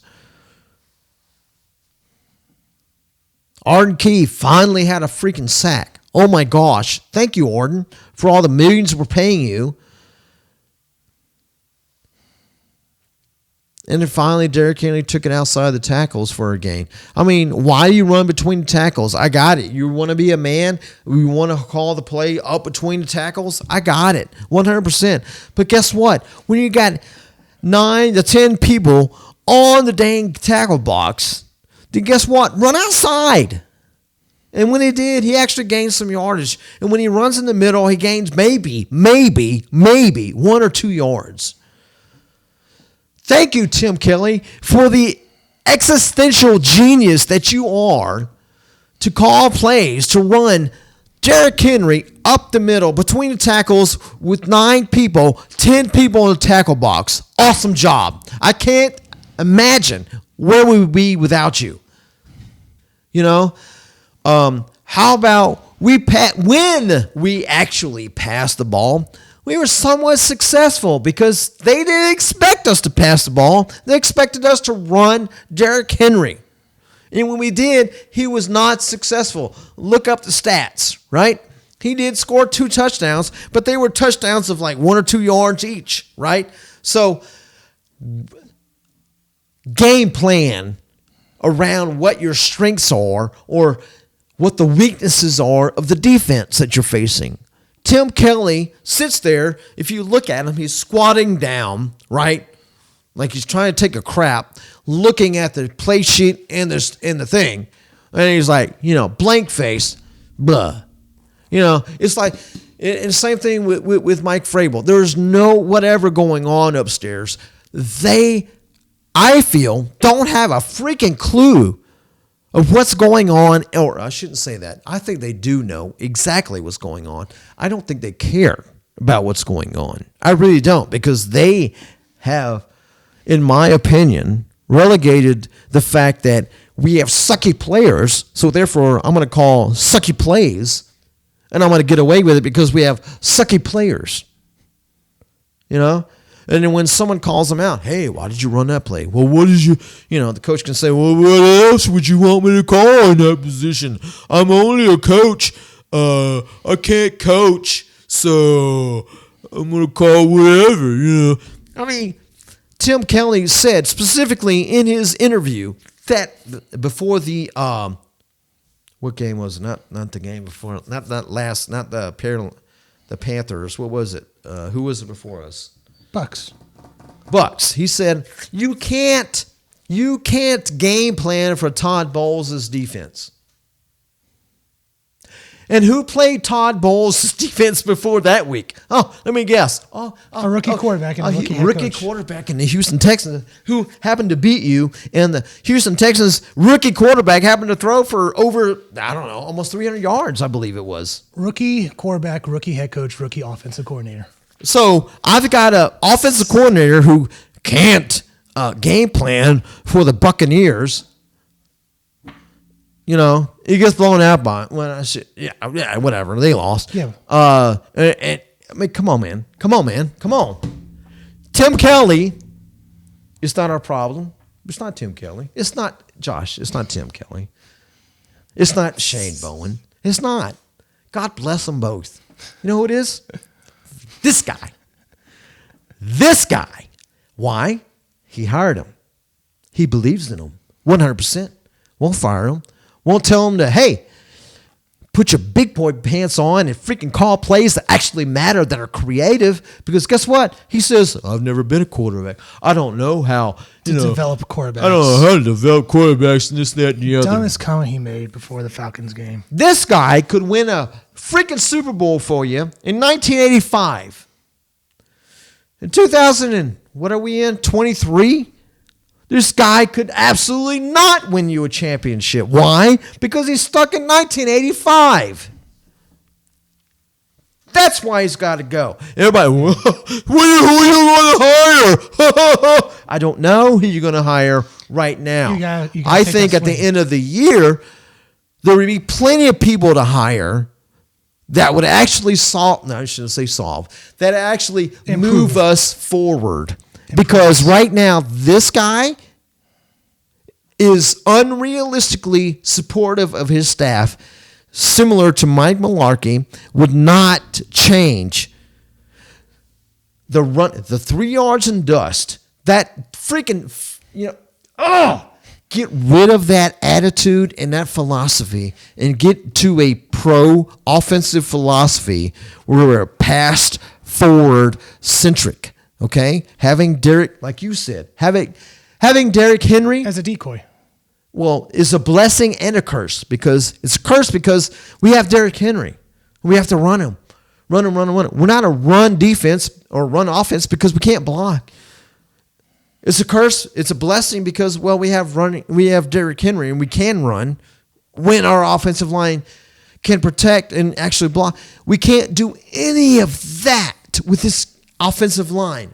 Well, that's the reason why Mike Vrabel can't coach. No, Mike Vrabel can coach teams that have identifiable, proven veterans that are successful. Put him on the Chargers. Put him on the Eagles. Put him on any other team that is successful right now. Right now, yeah, he could succeed. You're only replacing the head coach. Yeah. Yeah. Yep. Here's the thing. Hold on a second. Hold on. Yeah. So if Mike Vrabel was your head coach on a successful team, guess who you would hire as your coordinators? The same ones we have. And guess what? Your Patrick Mahomes, your Tua's, your Jalen's, your Herberts, all those guys would suffer and languish in mediocrity at best, because he would hire those people that put you back in the 80s as far an offensive philosophy. I don't understand why people don't understand that. Give me a quarterback or a head coach that is in the 21st century, at least. I don't want to go to Ken Wisenhunt years. God bless you, I don't. But Mike Vrabel showed us his ceiling. And his ceiling is only if I have identifiable, proven players, specifically veterans, that I can work with, then I can win. Outside of that, if I'm rebuilding a team, especially with rookies or second year, third year players, I can't work with them. I don't trust them. I don't like them. I will run them out of town. And you can look at our roster and that would prove it. Prove it. He cannot build up a team. He's a rah-rah guy, But a rah-rah guy only works with those that are veterans who have proven talent. And that's what we had in 2019. Now with 2023, we don't have that. And he can't rah-rah these guys because he doesn't have the people in place to teach and to coach and to bring the maximum out of them. We got a freaking JUCO guy, head coach, teaching our offensive line, who is absolutely should not be in the NFL coaching our offensive line. Hofteling. I'll call his name out. Hofteling. Absolutely should not be in the NFL coaching an offensive line. What the heck are you thinking of, Mike Vrabel? Hiring Mike, Keith Carr's assistant. Yeah. It's crazy. So come on, man. Come on, man. When you talk about apologizing for Mike Vrabel, please don't bring up he was the number. He was the offensive coach. He was the coach of the year in 2000. What was it? 2020, I think it was. Oh yeah, and we were number one team in 2021. Yeah, we were that. Okay, so tell me what we were in 2022. Tell me what we are in 2023. Not for long. That's the NFL. He hasn't done crap for us lately. Nothing. Zero. Zilch. Nothing.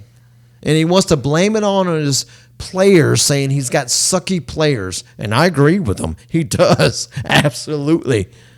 But when you start to quasi-blame your players because you can't coach them up, well, that's on you, Mike Vrabel, because you hired these coaches who can't coach up these players and these coordinators who can't game plan around the strengths of these players.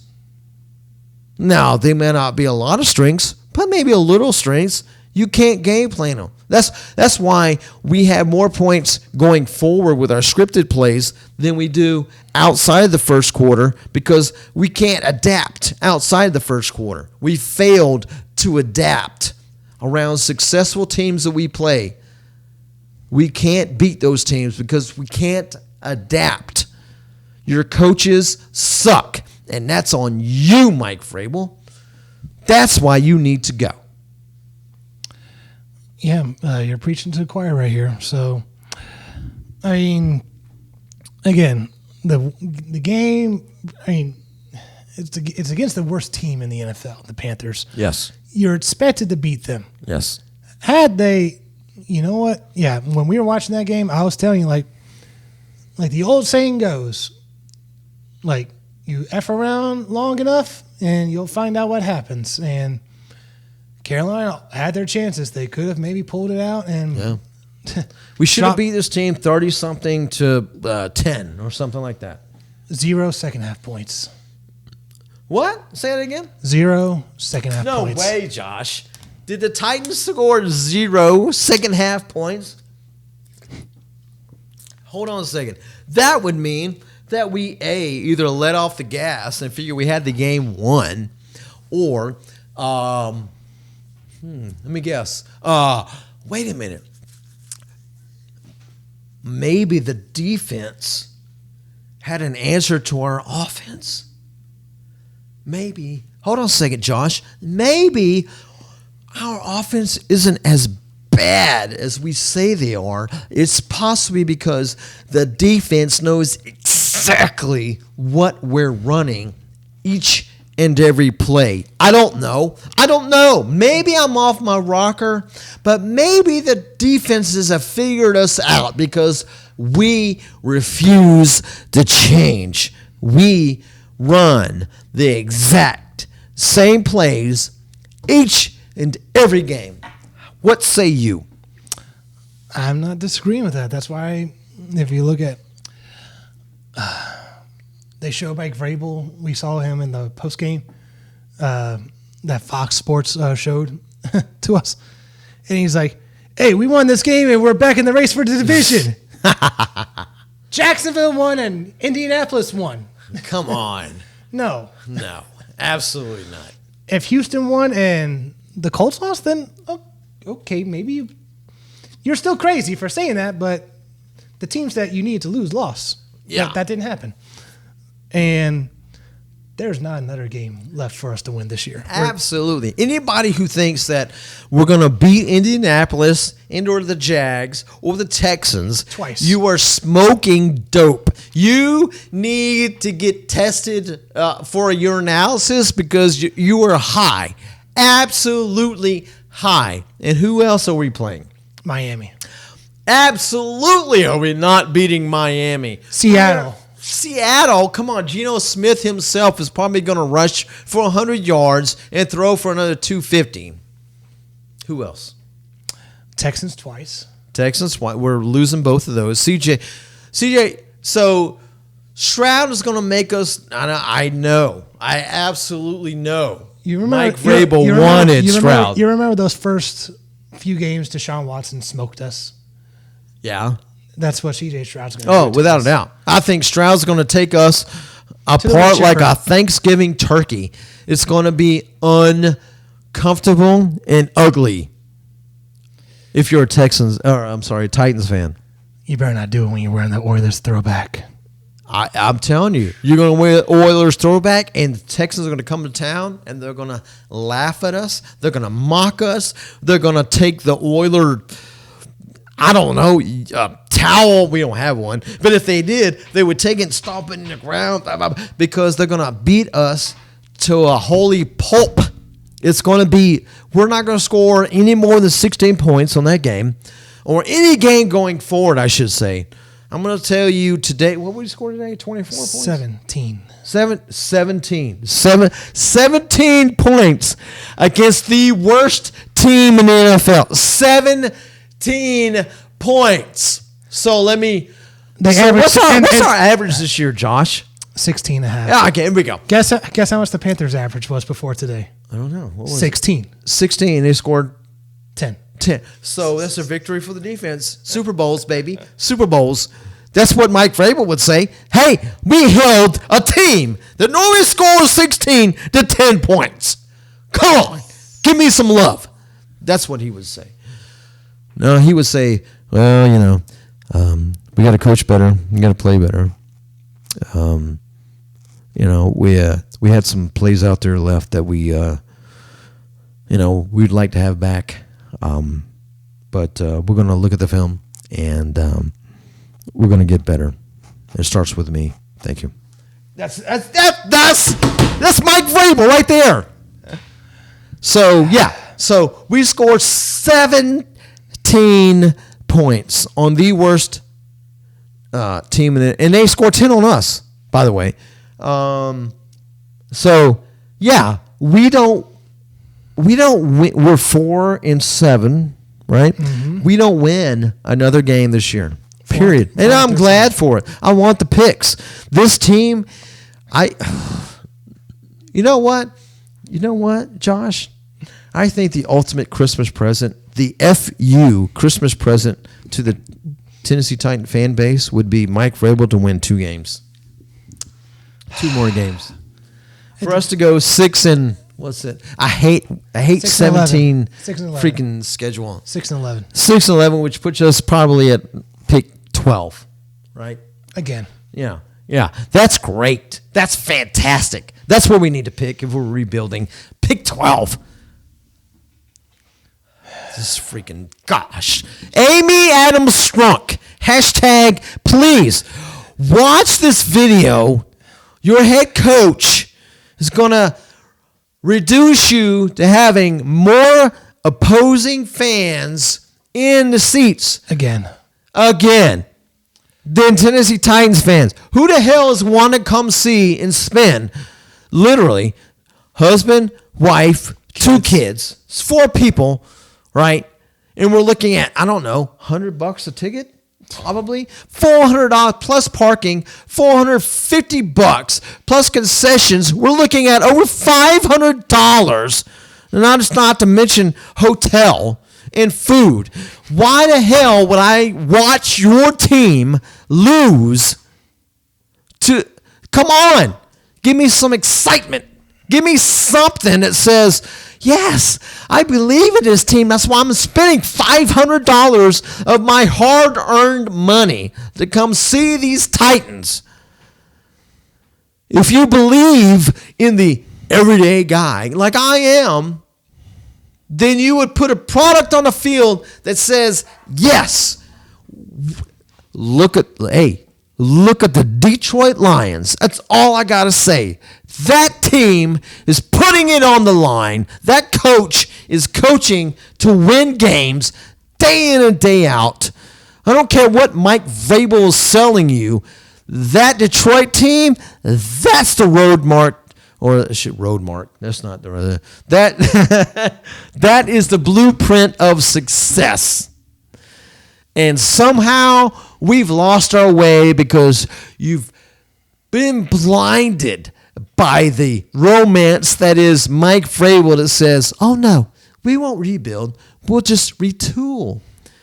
We'll be competitive." But we'll be competitive? No. We can win the division. Every team in the NFL is laughing at you. I'm serious. Every defense in this schmo knows exactly what play you're running on offense almost every down.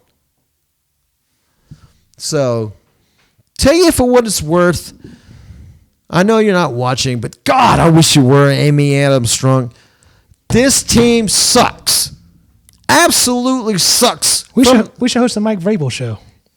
Oh, with Mike Keith. What the hell do you have? Aaron Brewer being center, 275 pounds, getting pushed around by a 350-pound nose tackle, basically saying, "I'm going to take you back to the quarterback." Come on. Hey, you know those drills? You know those football drills where it's two football players pulling the tire? Yeah. Who's stronger? Yeah. Who wins in a tire battle between Aaron Brewer and the Oregon center right now? Oh, the Oregon center, without a doubt. I mean, Aaron Brewer is a boy among men when it comes to height, size, and dare I say talent. He might be a good guard. He's not a good center. I don't give a crap what Mike Vrabel said. I don't give a crap what that team says anymore about talent because they are unabashedly a horrible evaluator of talent. George Fant. George Fant. We didn't sign him. And he's enjoying Houston right now. Why? Yeah. Because you don't like him? Because he wanted the full-time starting job at right tackle. Mr. Vrabel, why didn't you keep Schwartz? Why? Get rid of both. I don't know. Because Schwartz has the number one defense in the NFL now. Well, not necessarily today. They lost to the Broncos. It doesn't matter. The point points. being is Schwartz would have us in the top 10 at least in the defense category. It wasn't Shane Bowen at all. It never has been. Tim Kelly, oh my God, this guy is on life support. Really? Put an oxygen mask on him and all that kind of stuff. You wouldn't tell the difference between him and someone who's dying. This guy is non-existent, and that's your guy.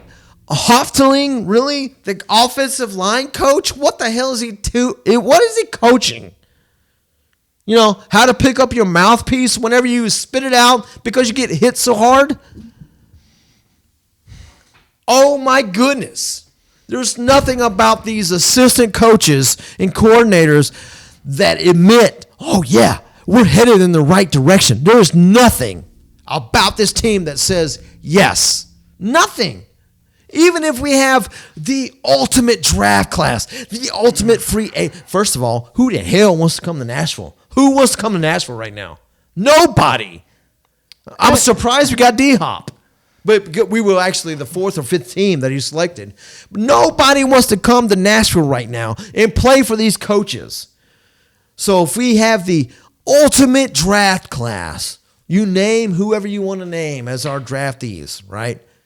They're going to come here and be absolute mediocre because the coaches we have can't put them in the positions to succeed.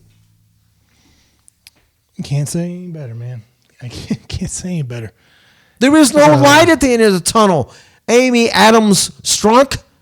There is no light with this guy and his assistants. No light whatsoever. And your team, your fans, I should say, are not going to spend the money for very much longer to watch mediocrity, period. And this is from Everyday Joe guy. I'm not an expert, not an X-Nose guy. I'm just telling you what I feel, and I believe my son feels the same way. It's just ridiculous how in the world we field a team every week and we put forth this product. That's pathetic. That is pathetic and mediocre at best. I'm talking at best. Like Super Bowl is our best, right? Mediocre is our Super Bowl. It's freaking ridiculous. Thank you, Mike Vrabel. I appreciate 2019 and 2020 and 21. I think you did a bang-up job based on what you did, but I think more of that was based on the quality of players you had. But when it comes to lack of talent, you can't coach your way out of a paper bag. You and your assistants, period. You've proven it. It's not like I'm guessing. It's not like I'm, playing whatever a fanboy here. I'm saying that it's proven. You can't coach when you have mediocre players. You can't hire quality coordinators. You can't hire quality assistant coaches, etc. They have proven time and time again over the years to prove ineffective. Period. There is no argument against that. None. Yeah. And I can't think of a better way to end it off like that, because everything you say, I have said for weeks, all season. Yeah. It just helps that you're here in person. And again, it is what it is. I mean, today was very reminiscent of the Texans game we lost last year at home, but at least we won this game. But I don't know. I think a win is actually a loss for us when it comes to the draft. I totally agree. Yeah. All right, so we will end the show there, and thanks for watching and enduring with us. So yes, and thank you for having me, Josh. I love you. You're my son, too. and I just love who you are as a man, as a follower of Jesus, as a man of sport.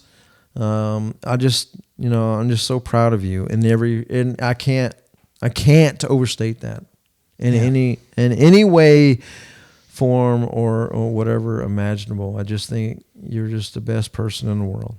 And I think you're the best father. I'm the only father you have, so anyway. Yeah. Hey, I'll take the best son because there's another one. So don't watch this, Noah, please.